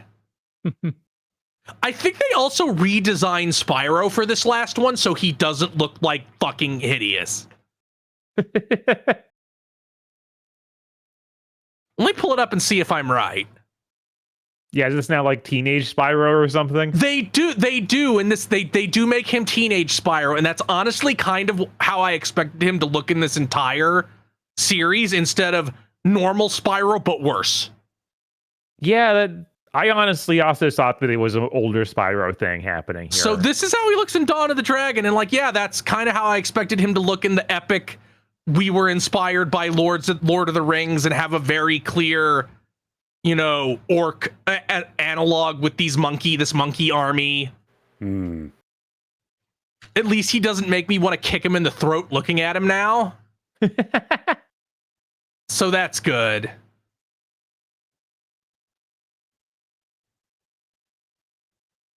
God, who made this? Atrange some weird French company named Strange Dragonfly. Huh. What else have they made? That is for the new one. Okay. They made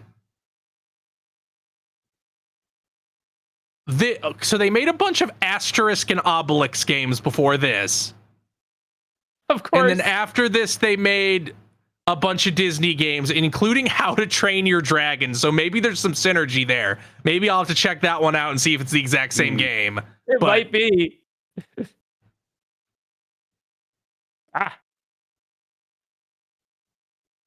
But yeah, that's Spyro, the Eternal Night. It was fucking miserable. Noelle and Bob should definitely play it. Yay. Yeah, that sounds like a great time. Oh, in the first game, they had this thing where if you did an air combo on an enemy, it would slow down time because you're being so cool. So cool. You could turn that off in a menu. You can't turn it off now in this one. Oh, cool.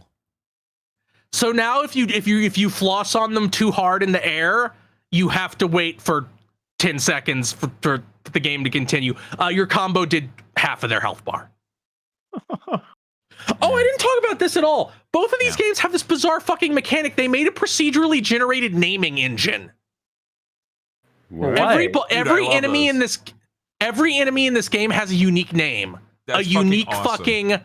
This is your D&D campaign NPC name, like Oakbeard Tiger Sword or something. Yeah, that's great. That's fucking awesome. Do they have like the Nemesis system? No, it just zooms in on a fucking dipshit goblin, and he's like, "Spyro, I will get you this time." Even like the enemies that are bugs have their own names. Like enemies that you wouldn't expect to have the sentience or culture to have names have names inexplicably. But there, I vented. Fuck this game. 2 out of 10. Unquestionably the worst Spyro game.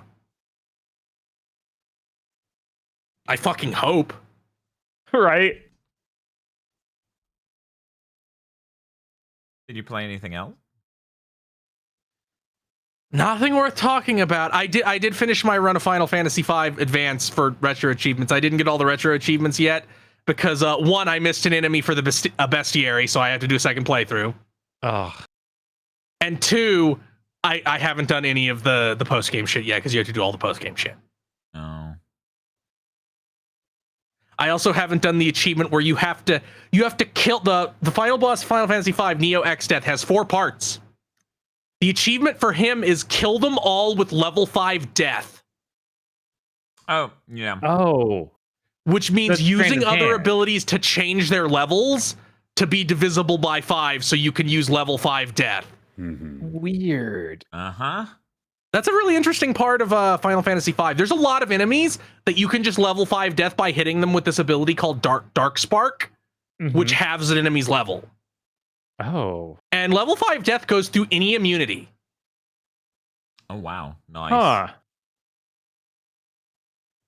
Those Final Fantasy games are sure neat. I saw a video by this Rocco Bodie guy from Mega 64 where he ranked them all. I think it was a good list because he said the numbers of the games and then a sentence or two that sort of had any substance, maybe. Maybe. And he reviewed them all.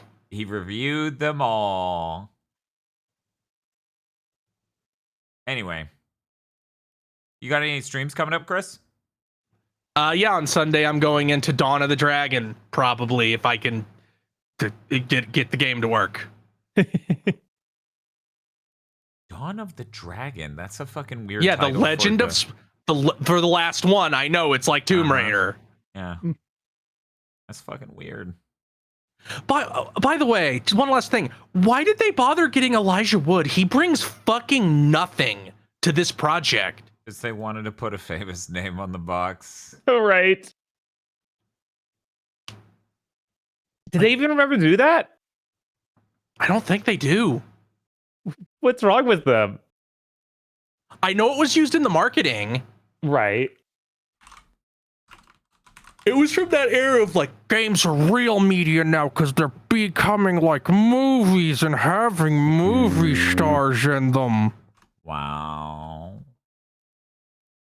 His name's on the front of the box. Oh, is it? It is not, no. Oh, okay. Nor the back. They really messed up. You see that they couldn't do that because they also they do not want to advertise, put an importance on any single person in video games. Even if we explicitly hired this person to use for marketing, we can't. They might want more money, even though we're already paying them so much money that they say 3 sentences through the entire course of the game. Uh-huh. Wow. And we have to have fucking Billy West asleep at the wheel to do most of the dialogue and cutscenes. And in the next game, it'll be Wayne Brady asleep at the wheel. Yeah. That's fucking insane! David Spade to Billy West to Wayne Brady. What is this Yeah, no, progression? I don't understand. Oh my god. Oh man, that means it has a shared cast with Food Fight. I wonder what'll be a better Wayne Brady performance, the Chocolate Squirrel or Sparks the Dragonfly? I don't like that. I don't like that. And as Bob and I mentioned a moment ago, Bob and I will be in fact playing Sonic Rivals 1, Sonic the Hedgehog Genesis. It's the bad Game Boy Advance port, the likes of which you've never seen a port so bad in your lives. This might as well be a I can't believe it boots. It's fucking unreal. Reminder, this port is so bad. That's what got one of the main people behind Sonic Mania to start making Sonic fan shit. Because they ported this themselves to the Game Boy Advance because everyone kept going, the Mega Drive is just so powerful. It's so powerful. You can't play the same game on the Game Boy Advance. Now- It's like, yes, you can. You just have to try. Now, Noel, I am loath to suggest you should ever play this version of the game twice. But have you considered getting one of those at-game consoles and flop swapping, but not telling chat which is which? Jesus. Actually, it would probably be easier because the view screen in GBA is probably scrunched. It's very Yeah. small. It's very small. Ugh. Ugh. Ugh. Oh, and then after Sonic the Hedgehog Genesis, Game Boy Advance, we'll be playing Sonic Rivals 2. Truly, we are getting a week straight of Sonic's revenge from Sonic Month. Ugh. Yeah, his revenge has been pretty extreme. I suggest Sonic seek counseling. And that Spyro leave now. Goodbye. You know who shouldn't leave? Who's that? The wolf girl from that Disgaea game? She's in that Komata. Oh. I haven't actually looked, but the Podlord! Oh, fuck. Oh, fuck. What? Yes, that's right. Oh, fuck. It's the Podlords. Chat, would you believe Patreon innovated to make getting the Podlords even harder? Every They could do that, Phil. fucking month they find a way. They never rest on their laurels. Podlords such as BN12, Red Blaze 27, Suzu Shiro, Rado, WTF Spider-Man, Mr. I Like Spam, Muckbun, me when Xbox doesn't realize everyone hates their every decision. How? How don't you know that? Casey, Cooper Tank. Rewatching the 1,000-Year Blood War, something about A-Bird seems familiar somehow. I don't know why. No!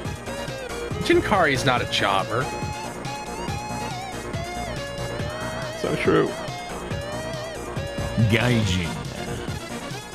Beginning my RA adventures with Phantasy Star 4. Ooh. Is that a good place to start getting achievements Yes. for any kind of system? I think they're just continuing. They're starting this journey. Oh, okay, okay. Why is her face like that? Perfect? I don't know. Yeah, right?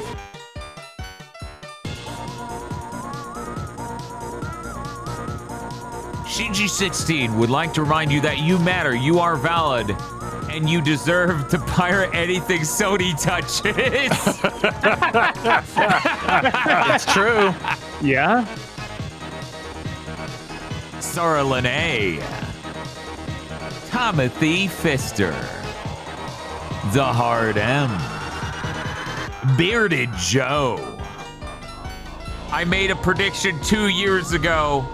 Sorry, a prediction I made 2 years ago came true. Hey, Hierarch is now in Relink. Witness power beyond Bahamut and Lucilius. Kind of hard to witness it in that image. It's a little Yeah, hard to read. I'm kind of confused as to what's what in this. Yeah. Leo Chrome. Actually, Five Nights at Freddy's didn't start as an annual franchise. Scott shot out the initial quadrilogy in 12 months, and then it went annual. Damn. Wow. We'll be back, Scoob. We always come back.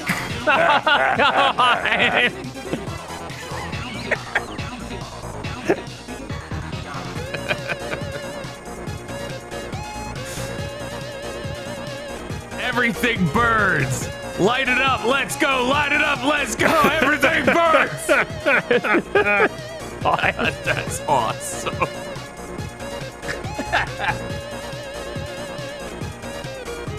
Fuma Kotaro. He looks very dangerous. Would a Podlord really show off an unfinished Model T posing because they were too tired to think of anything else this week? Yeah. I'd believe it. That Noel Vermillion? That is, in fact, Noel Vermillion. I'm no raising one an would do eyebrow that. right now.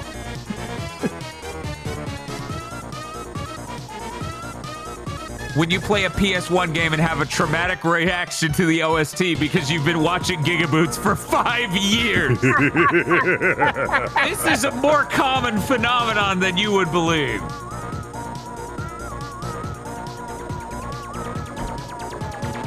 These guys. Oh.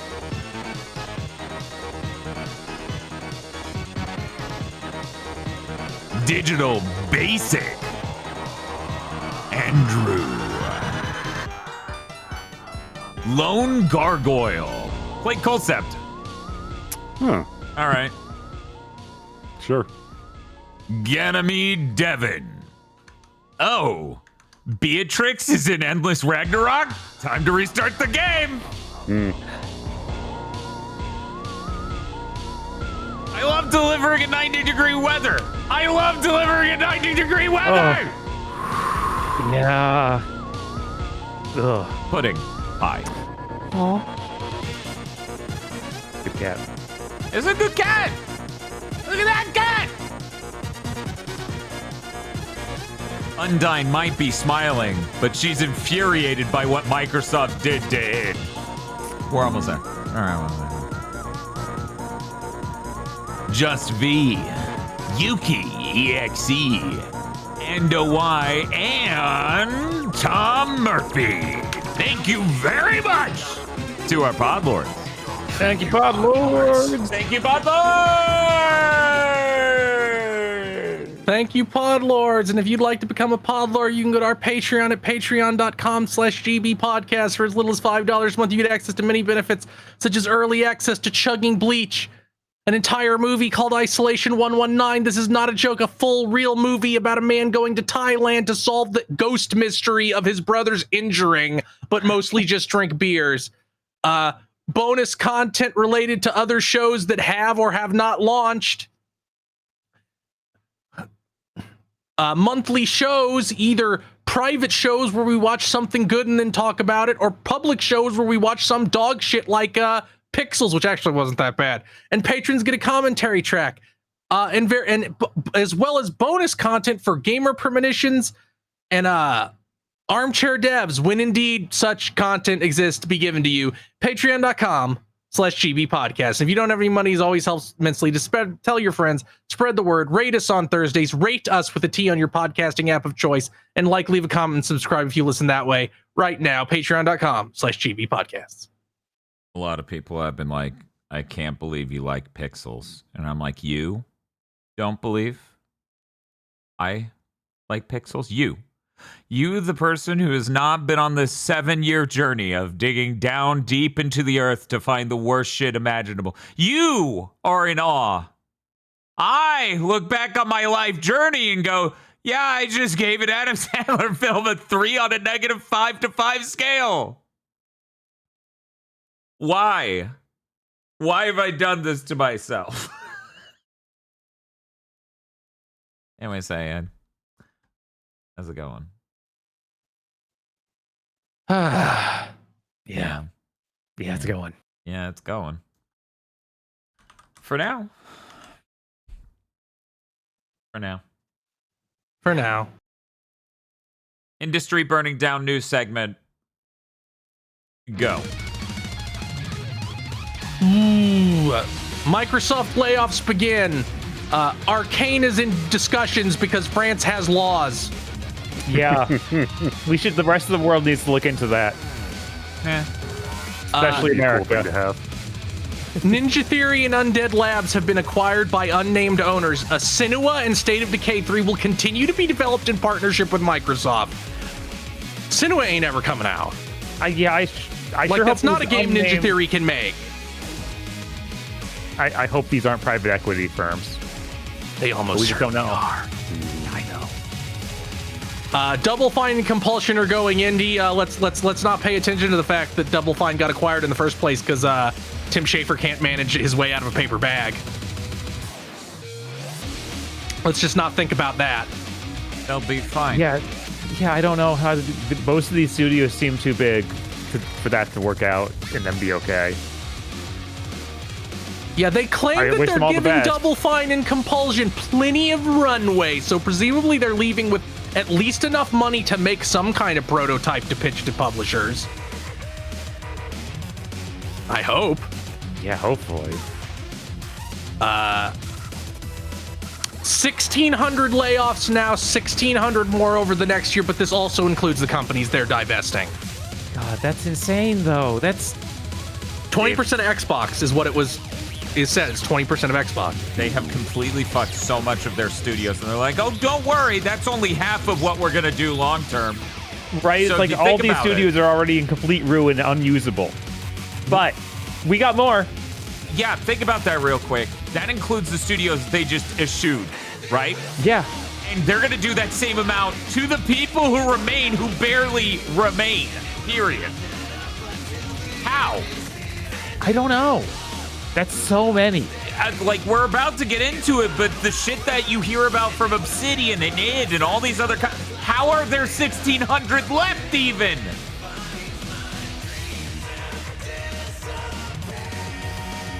I assume there's going to be tearing into the other things that didn't get touched this time, like all the Call of Duty stuff. That's just getting torn up. Oh my god.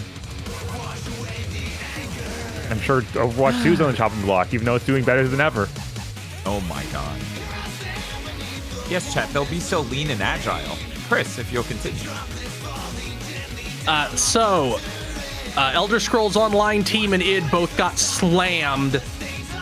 Id was working on pitches for a John Wick-inspired IP, Perfect Dark. Fucking what? Canceled that! You canceled it! Yeah. And a co-op Doom game. Every single coder in it has been fired. What the That's fuck? insane. That is the value of the company! Yup. And it wasn't just the id games. They had been helping on like every single fucking Yes! Microsoft project so it would work. Every single Yep. fucking one! They fucking are the reason Starfield didn't set your fucking machine on fire.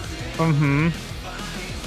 And I think all the coders were something 60 to 70 people, and they were obviously some of the most important people working in your whole company. Yep. Yeah, I think that when the number totally came through, it was like 132 people got laid off, which is like 80% of it. Yeah. Which is They don't exist anymore. Yeah, apparently they've been reduced entirely to support studio scale. For Unreal games, id Tech is dead. Fucking Christ. This should have government bodies up your ass. If you And of course- understood any of this shit. And this is part of- alleged. This is somebody in the like a developer friend told me, and I did not get clarification on if they knew this for a fact, heard rumblings of it, or it is what they think looking at the state of affairs. One of the core points of Unreal Engine 6 might be making it easier to vibe code and make a game without any actual knowledge. Yeah, that is basically that's- what they're trying to aim for. Yeah. right. Yeah. And they make sense to get rid of all your coders. This current Yeah. engine you're using is not vibe code compatible. Yeah, and this happened literally the launch day of the new Doom the Dark Ages DLC, which people crunched insanely in order to ship. And this will Wait, be a theme throughout today's announcements. Every time someone finishes the game, they want to chop them now. Just get rid of the whole studio. They got the game out. Make game? Well, they're not making a game now. We can fire. Exactly. We won't need another game later. No, God, no. God, the industry Obsidian- as a whole has lost so much here because like id Tech is so important. Yeah, it's like they killed one of the most storied studios of all time because Doom the Dark Ages didn't sell more than Doom Eternal, which was never physically possible.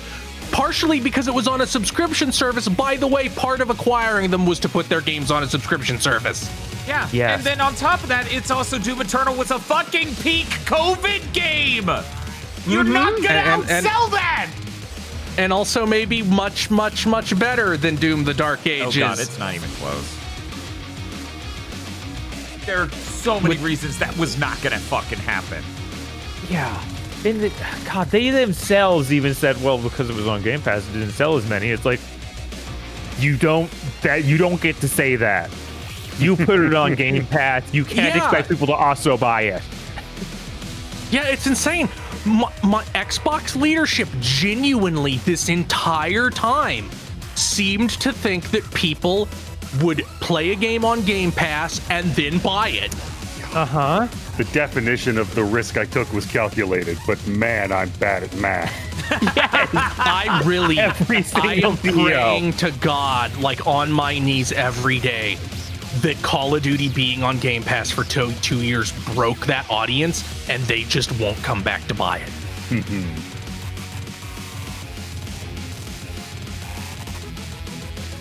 So Obsidian was hit with 60, 70 layoffs. We don't have an exact number yet, I don't think.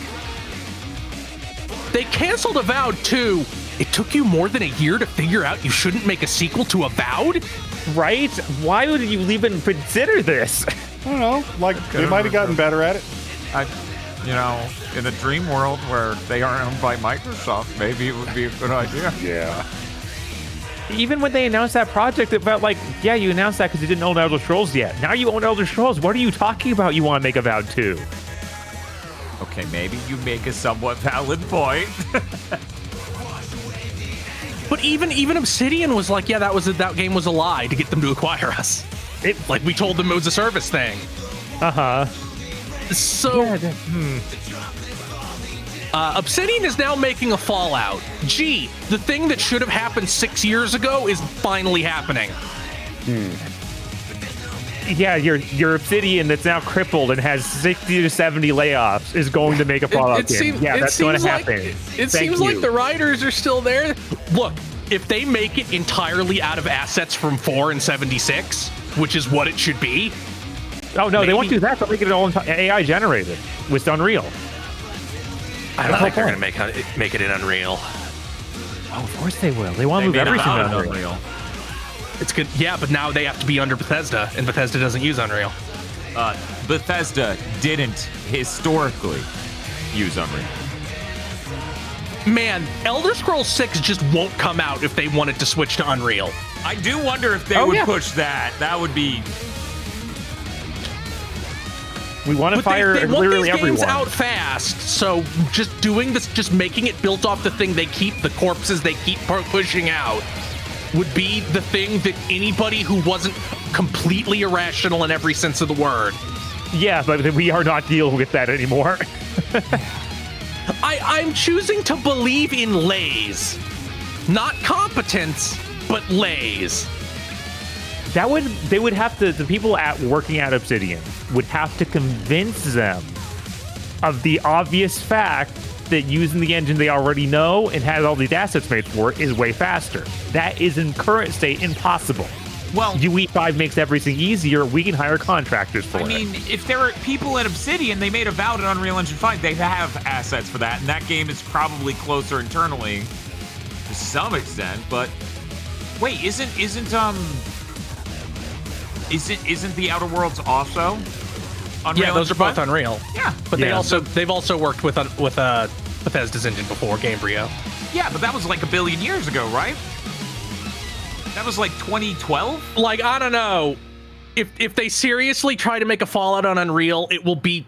They should just kill themselves. Like, everybody responsible for it should take their own life. Yeah, they're gonna... That's what we're sitting at for already. Obsidian's they have to make all new shit. They can't port it into Bethesda's stuff later. Obsidian's gonna have to use Unreal Engine 5, and Bethesda will have to have the conversation. Yes, Unreal Engine 6 possibly. Bethesda's gonna have the conversation with Microsoft that them supporting their engine and spending money to improve their engine makes sense on a P&L. Because that's ultimately why they fucked up id.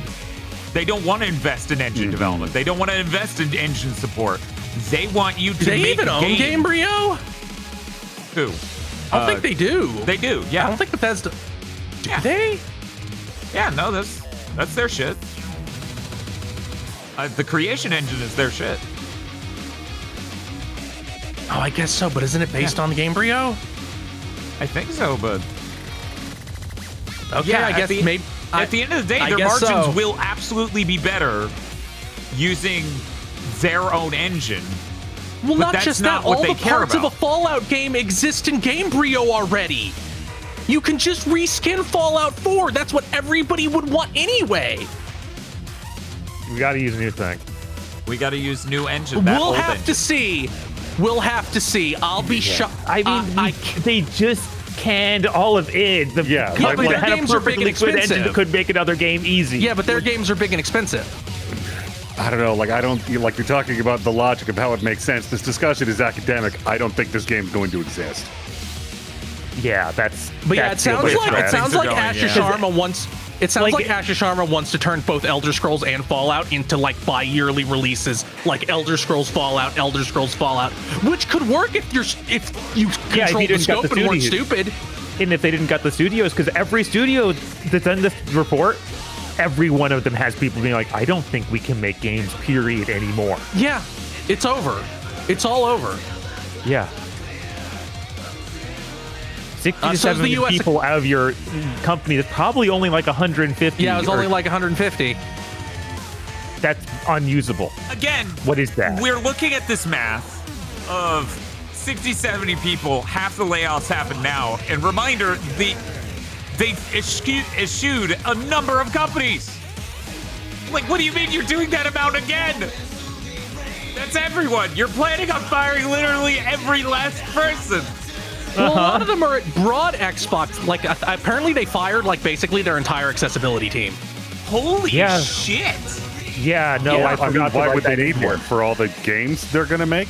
Right? The crazy thing here is they were talking about their platforms team got absolutely massive. And I'm like, why?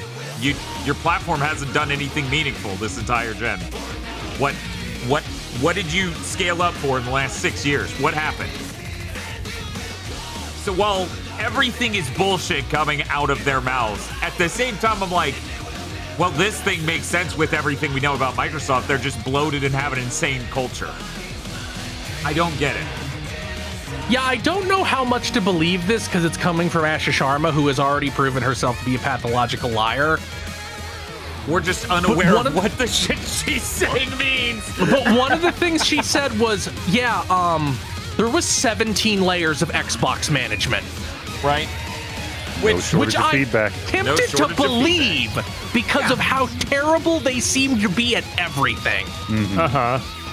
14. Yes. It's true, though. And again, I'm there with Chris. I am tempted to believe it. Because we did hear studios being like, we would get no feedback from management. Like, be like, can we make this next game? And it would take them months to tell us. Right. Uh-huh. Fucking Yeah, no, insane. that wouldn't be surprising. And we probably do need to lay off in those sectors, not the game studios. It seems like it was just layer after layer of fucking losers from these companies they acquired, just having make work jobs and collecting checks and doing nothing. And any actual correspondence getting lost in the weeds between all these layers. Yeah, it is the propensity of corporate management to just bloat corporate management. Uh-huh. God, there was on Jeff Gerstmann's podcast, he was like, I was talking to someone in the industry, and he wouldn't get very specific on who it was. And he was like, his acquaintance was like, how does Matt Booty look anyone else in the eye ever again in this industry? How does he do that at this point? Because he was the main guy in charge of the game studios and the game portfolio and everything else. And now it seems like he's been supplanted by the lady who was running Minecraft. It's so fucking crazy. Jesus Christ.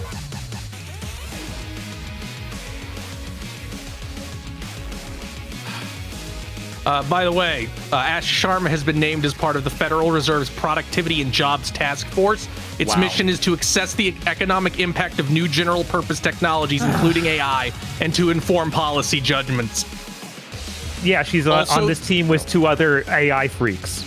Yeah, like a former CEO of Walmart and some other who I forget. Cool. Great. Ubisoft Barcelona will be hit with major layoffs at the end of July. They just released Black Flag Resynced. Yeah, that game's doing better than any other Assassin's Creed has in years. You Yeah. gotta fire all of them. The game's out. Well, yeah, they're not going to make any more games. No. Sound like people on this team were actually pitching and planning new Assassin's Creed games. Nah. Well, they're not going to make any more of those. Is this next bit of news different from what we covered last week? We didn't know that Sony had not consulted with anybody. Yes, no, that came out, including their internal studios, their external partners, everyone. I literally have already heard from people in the industry about how, limited run games, the whole deal is that we do the physical version. That has an appeal. Right. It's a physical copy of the game. We get to sell the game at a higher price. Some things get greenlit based on that. Literally. And they just, they're fucked. And apparently Sony told some of these third parties after they raised hell, like, well, if your game already had a disc version, you can order more after that date. You just can't put new games on disc. And it's like, why are you doing it then? You should have just let this if you're so convinced digital was inevitable, you should have just let it naturally peter out so demand naturally stopped and everybody wouldn't scream at you forever. We need the change now, though. We want the money. Here's the thing, though. There's a cultural bounce towards physical copies in every other industry. We probably were heading that way with games because of how insanely expensive they were getting and everything else with this. So they don't want to let it play out because it probably will start to edge back the other way. And again, part of this is them wanting to sell you a box and you get the portable version of the console version because in their head, you're going to own a PS5 or a PS6 and a PlayStation Portable because they're fucking insane. And they cannot be bothered to even make a medium for the PlayStation Portable. Well, yeah, you can't fit a Blu-ray in that tiny thing.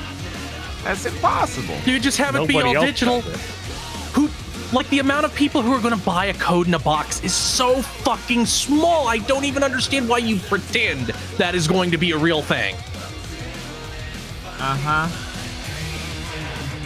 Because we want to just somewhat placate the retailers. And it's like, that's not going to work. Yeah, they're gonna throw you out, bro. You're getting thrown out. Your ass is getting thrown out. You're gonna die. It's over. They better. Genuinely. It's never been more important for someone in the game industry to eat shit than right now for Sony. Well, they're eating shit a little bit because apparently enough people have canceled PS Plus that they're just uniformly offering you half off the next year if you don't leave. Anyways, if you're listening to this and you have any... Like, I'm going to go and say you probably have no reason you shouldn't cancel your PlayStation Plus. Just do it. What's the worst that happened? Eventually, you have to renew it because you really actually need it. Fucking cancel it. Yeah, unless you're playing... Unless you play multiplayer... Like, paid to play multiplayer games all the time. Right? Like, what? Next time a Street Fighter 6 character you want to play come out, re-up it. Yeah, exactly what I was going to say. If you eventually hit a point where you're like, God damn it, it's really frustrating me that I don't have it right now, just renew for the month. Like, you scaring the shit out of them by canceling is so much more meaningful and impactful than any benefit you could be getting from PlayStation Plus. I would know I had the highest tier until this shit just so I could check out the emulated shit. There's jack all going on there. Once I have to keep reminding people, this is not exaggeration. If PS Plus didn't exist, Sony would be $1.8 billion in the hole per year. They don't make enough money providing actual value to exist. Yeah. They don't sell enough games to exist. They don't sell enough consoles to exist. The only thing keeping them afloat is PS Plus, is them extracting rent, which is also why they can just keep making all these decisions that don't have to care about you at all. Because they're your landlord. They're your gaming landlord. That's all they aspired to, and they got to do it. So yeah, again, I assure you, if you cancel you don't even have to hit the date your PlayStation Plus actually stopped being active. Right, just the act of canceling the subscription will scare the fucking shit out of them in the correct quantity.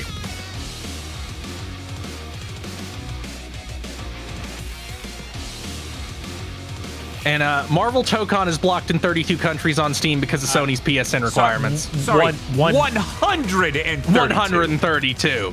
Yeah. It's just like, okay, Sony fucks up. Yeah, nobody in those Fork countries Founded plays Kitchen. fighting games. They keep fucking up this specific thing they have no reason to fuck up. Yeah, like, why would you need a PSN sign-in for this? Yeah, Well, I because they want literally, you to buy we want your PS data. Plus. right? I literally heard a person who was just like, well, that makes sense, you know, crossplay. What are you talking about? Every other game has that solved.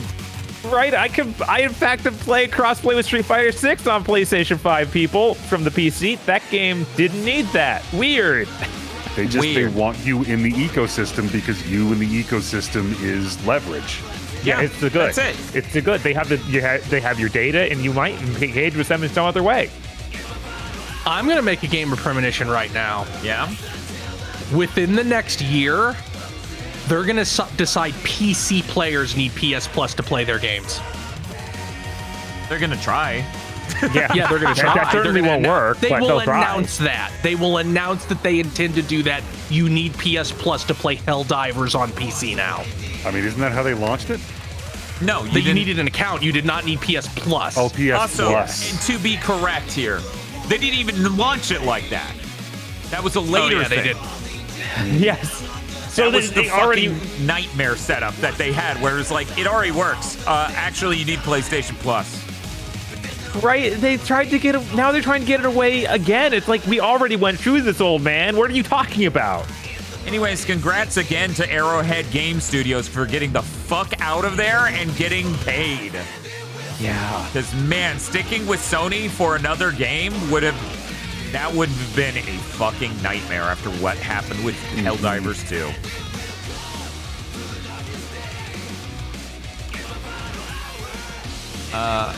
According to this, Helldivers 2 sold over 20 million copies. Yeah, good for you. Good for you. God, yeah. Oh my God. Anyways, that's it. That's it for the bad news. Well, the really bad news. There might be more other bad news. Shh. Just pretend. We're back.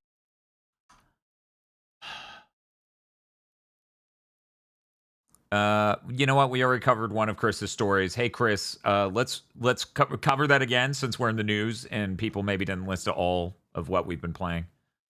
Nintendo is ending production / distribution of all Switch 1 models in Europe in 2027 due to their new regulations on replaceable batteries. Cool. This is the correct move to have to do that. Thank you, European Union, for fucking enforcing that.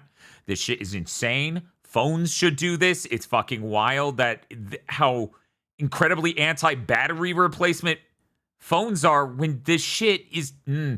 Anyway, Yeah. if I had my way, the fucking Switch 2 would run on double A's. you don't want to try to reach a middle ground with me. So anyway... Jesus Christ. I I'm have not going back to the Game Gear. Dude, if we could do that, I have AA batteries that are rechargeable. Its fucking battery life would be a fucking day, dude. That whip.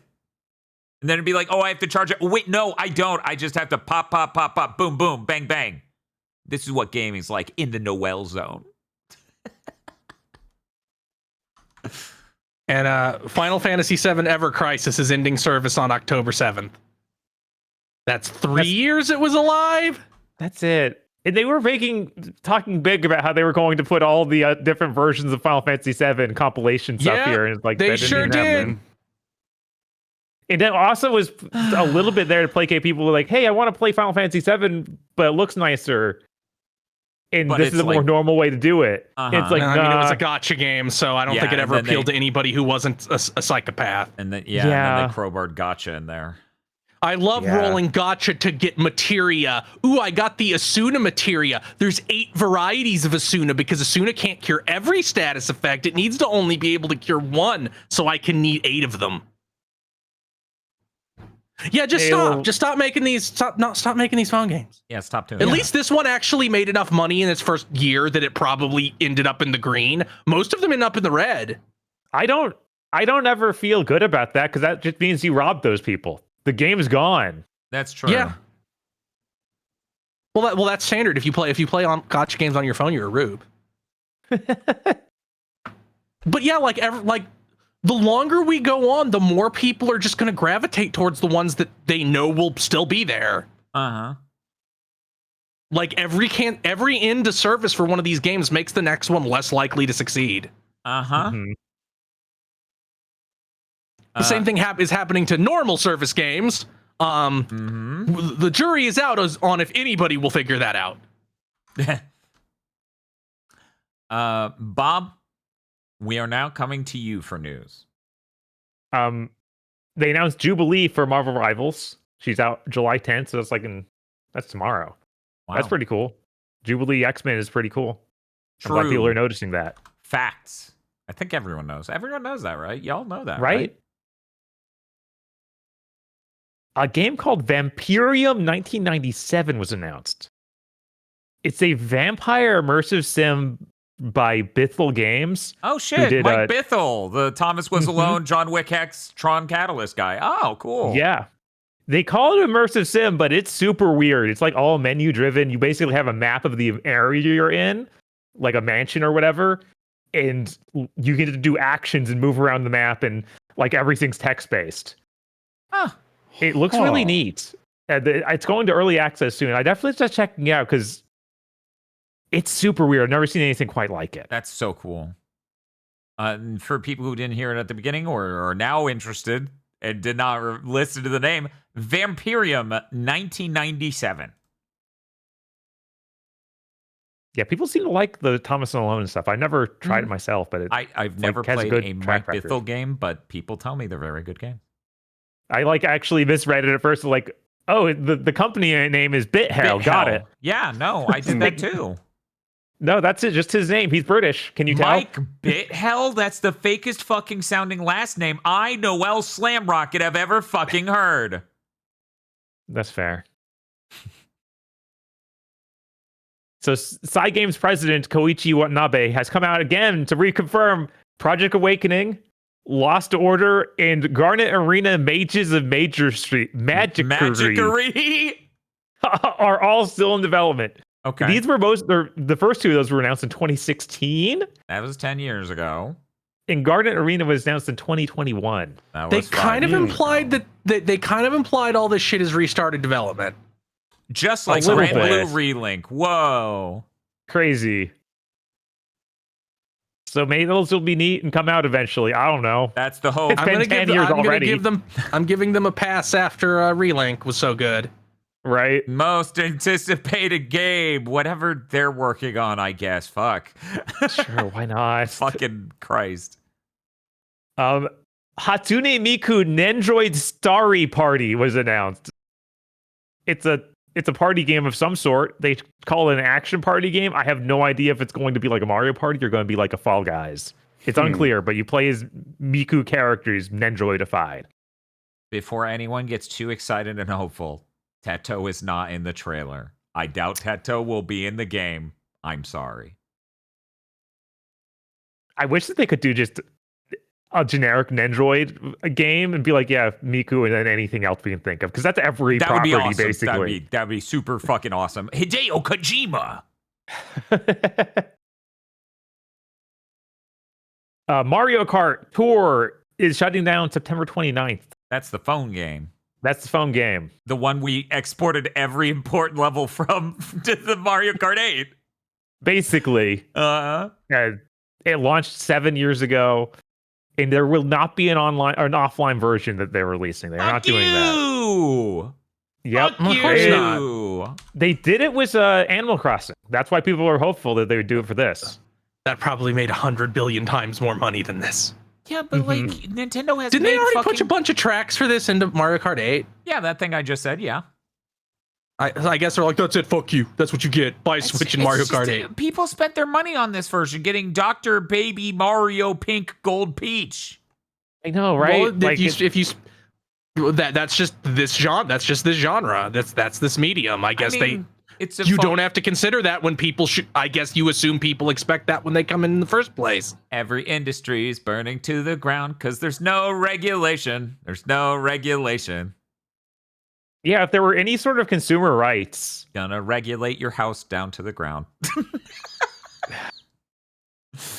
Could you imagine rights? Holy shit. Fuck. Yeah. Anyway. So Call of Duty Black Ops 1 and 2 actually came out on PS4 and PS5. Huh. That's kind of neat, right? $40 a piece. Whoa! Well, and they don't have their season passes. $30 more for each of those. What do you mean that each one has $30 Black Ops fucking season pass? Oh, it's all the levels that you want for multiplayer. Fuck you! Yeah, nobody's gonna buy these. Like, well, a couple people might buy them with this launch discount, but I'm gonna fucking season pass a brick through your window. Yeah, the launch discount on PS Plus. If you have PS Plus, you get a launch discount knocked down to what? $20 a both piece. Of those on physical, and then the Series X is there, so I guess I'm safe from having to buy this dog shit. What's this discount, Bob? $20 a piece for the games and $10 a piece for the season passes. But that's just what the prices should be. Yeah, $30 for an ancient game from 14 years ago is not a lot. Like, that's respectable. Not so about why 70. these companies want physical games to go away. Right, like this is so like they can charge you full price for games that are over a decade old, that are over 15 years old. It just summarizes all of it right here in another news article. Like, we'll see this every week. There's always going to be, we want more money. Like that old game, that game from 20 years ago, give us $70. That makes sense, right? This came out. We never talked about this on news, but did you know that it came out that I have no idea where this information came from, but it was from a real website, so I have no reason to disbelieve it. Sony's PC sales of their game made more money than all of Xbox's games on PlayStation. No way. That is what I heard. That is what I heard. Everything I've heard talked about how the PC sales were relatively disappointing because, of course, they launched them nowhere near the launch of the actual games. And that as they kept doing them, they started selling less and less. Let's see. According to Alinea Analytics, PlayStation has generated almost twice as much revenue from PC ports as Xbox has from putting its game on PS5. As of April 29, 2026, first-party Xbox titles released on PS5 have grossed $667 million. And PlayStation has taken home over $1.2 billion from their PC ports. So that probably includes Helldivers, which sold 20 million copies, most of which was on PC. If you take out Helldivers, I bet that looks really fucking different. Because Helldivers right there is probably nearly $1 billion. They have sales numbers. Yeah? It does account for about 40%. Yeah, that makes sense. It's fucking Helldivers. But that still means the other games gross to more. I mean, it does mean they sold better than every Xbox game on PlayStation. And this doesn't even account some of the more recent ones, like Horizon Zero Dawn, 4.5 million sales. God of War, 4.2 million sales. Days Gone, 3.4 million sales. Hey, Sony, maybe you should have just greenlit a sequel to that. Yes, they should have greenlit a sequel to Days Gone. But those are the games that sold well. As they went on, it sounds like Forbidden West didn't sell as well. Ragnarok didn't sell as well. Spider-Man 2 didn't sell as well as 1 or Miles Morales. Ooh, here's something juicy. They have the Xbox game sales on PlayStation. Oh, yeah? Forza Horizon is at the top with 5.8 million. Yes, that's the only game. That's the only appealing good game Microsoft shipped on PlayStation. Sea of Thieves is next with 2.7 million. Oblivion Remastered, 1.2 million. I'm surprised that's okay. Grounded, 770,000. The next two are going to be psychotic. Everybody involved. This is so outrageous it makes me disbelieve this. Okay. But this is what the analyst firm is saying. Gears of War Reloaded, 684,000. They didn't tell anyone. Yeah, I didn't tell anybody. Doom the Dark Ages 567,000. So with 6 months less time, more than Doom the Dark Ages. Maybe Gears just has more of a fan base than we thought. Well, okay, let's put this into comparison. I'm sorry, everyone whose feelings will get fucking hurt by this. Doom the Dark Ages fucking sucks. It really It's does. true, it does. The Gears remaster is a remake of a classic video game, even though it's not Gears 2, so it's not good enough to sell super well. But shit, dude. Even then, I expected the Dark Ages to sell a little bit better. Fucking shit. Indiana Jones and the Great Circle, 537,000.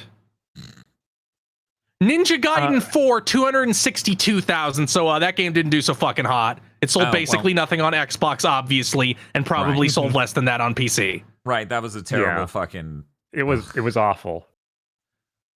Flight Simulator, 250,000. Starfield, 200,000. Yeah, it seems that Microsoft acquires these studios and their next game is just ass. Crazy. Yeah. Weird. Did he say it was 1.4 million for Oblivion? 1.2. 1.2. That's insanely low. That's Oblivion. That they just failed at marketing that completely. That's pretty high. I would say that's pretty high. No, that should have said it's an Elder Scrolls the first game. Elder Scrolls releasing in like a decade. Yeah, but Oblivion wasn't Skyrim. No, but it's Elder Scrolls, so it is Skyrim, is the problem. Like, this thing, if it wasn't a stealth drop, if they gave it a huge buildup, if they made a presence for it, it probably would have sold more. I think that's a really low number for that. You shouldn't be getting... Elder Scrolls should never be getting outsold by Devil May Cry. That doesn't sound right. That's true. Devil May Cry sold like 2.7 million copies in the past year. It was crazy. It sold more in the past year than it did its launch year. Yeah, for Devil May Cry 5, alone. That's weird. I don't know why Oblivion didn't sell more. It sold really well on PC. I mean, yes, I'm sure it sold much better on PC. That's got to be the case, right? Please. But I guess the stealth drop angle of it and not like, because all these companies keep sitting here and being like, we can just quickly ship a thing out and the excitement of the stealth drop will work. And it's like, you're Oblivion. That means you're related to Skyrim. That should have been the center point of a big presentation. You should have gotten the nepotism higher. You should have gotten like Jeff Keighley to suck its phallus on stage.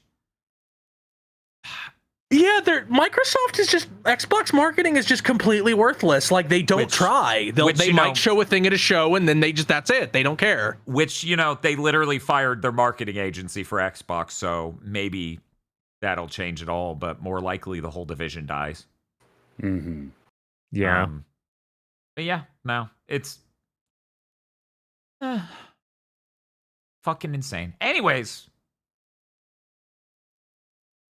Let's see. There was a couple more. Where'd I put the tab? Ugh. I drank my tab. Age of Empires 2, 173,000. The Outer Worlds 2, 163,000. That's so weird. Okay. The Outer Worlds 2, what? 163,000. That's it? Yeah, that game sold like shit. Both Avowed and the Outer Worlds 2 sold awfully. They were going to charge $80 for that. Yeah, they sure were. Well, then they would get more profit because $8 a copy, and that many copies would still sold. No, absolutely no. And Age of Mythology, 123,000. So maybe they looked at that and was like, "Is there really any point in us doing this? It doesn't seem to matter because we don't market anything." Surely we can keep not marketing because they'll sell on our console. And also the quality of all our products has fallen through the floor.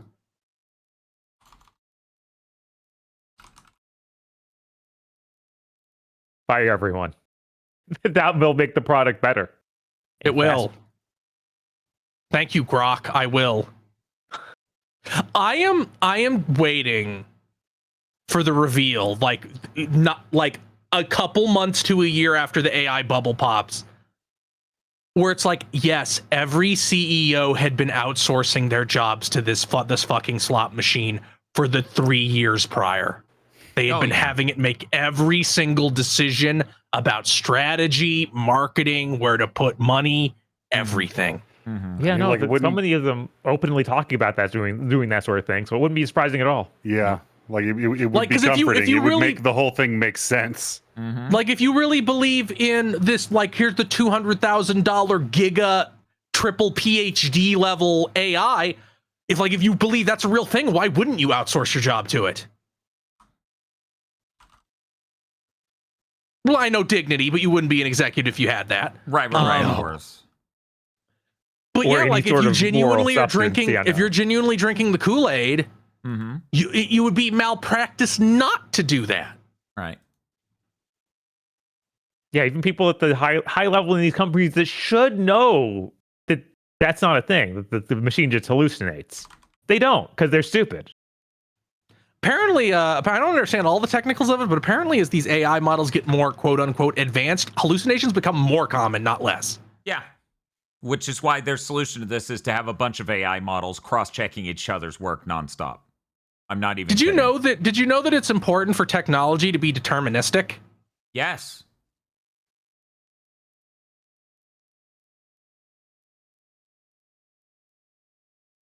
Shocker, I know.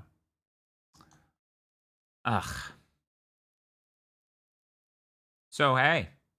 That's it for the news. Yeah. That's the good news. The good news is the news is over and the house stopped being on fire because it burned all the way to the ground. The other good news is Bob and I are going to be playing Sonic Rivals 1 and 2 and Sonic the Hedgehog Genesis, Game Boy Advance, tomorrow, and that's going to be fun. And Chris is going to play yet another Legend of Spyro. It'll be the last one. I'll have completed my journey and will have played every mainline console Spyro game. And it will have turned out that about 3 of them were worth it. Maybe Enter the Dragonfly Definitive is worth it. I'll need to ask Sheepy Hime. Sheepy Hime is a bit of a Spyro and Crash expert. She would did know. play that recently, so... She did, and it prevented her from clipping out of bounds and then clipping back in for a boss fight, apparently. And she was like, oh no! Oh yeah, because you can skip right to the final boss like almost immediately. You can just walk up and do like a head pound right in the right spot and clip through the door and get there. Nice. Let's see. That's what I've got going on. Hey, Aggro. Hey. So I've been reading up that apparently part of the problem that sleep deprivation causes that can kill, at very least, flies, is that they get certain chemicals their body produces, agents, in their stomach. It builds up in their stomach, and that if they're fed antioxidants, that can actually fight that off. So I think, hear me out, I think if I just drink cranberry juice, I don't need to sleep ever again. So I'm going to be trying that out in the next week. What are you up to? I mean, if you're making it yourself, maybe. I would suggest freezing blueberries and just always keeping a few of them like up under your lip next to your gums. Okay. But I have acquired 2 different large language models, and I'm going to hook one up to a humidifier and one up to a dehumidifier. And then give them each a cell phone to communicate with one another. And basically, I'm going to see what happens. I'm going to see what true equilibrium, what functional, sustainable system they can reach. Okay. Sounds great. I look forward Put to your decide on burn your house down. I look forward to your city's brownout.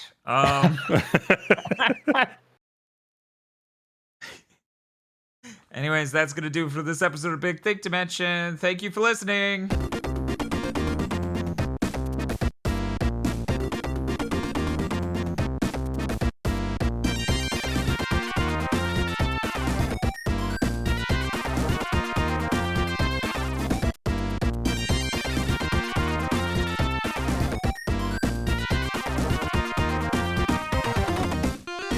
Thank you very much for listening to this episode of Big Think Dimension.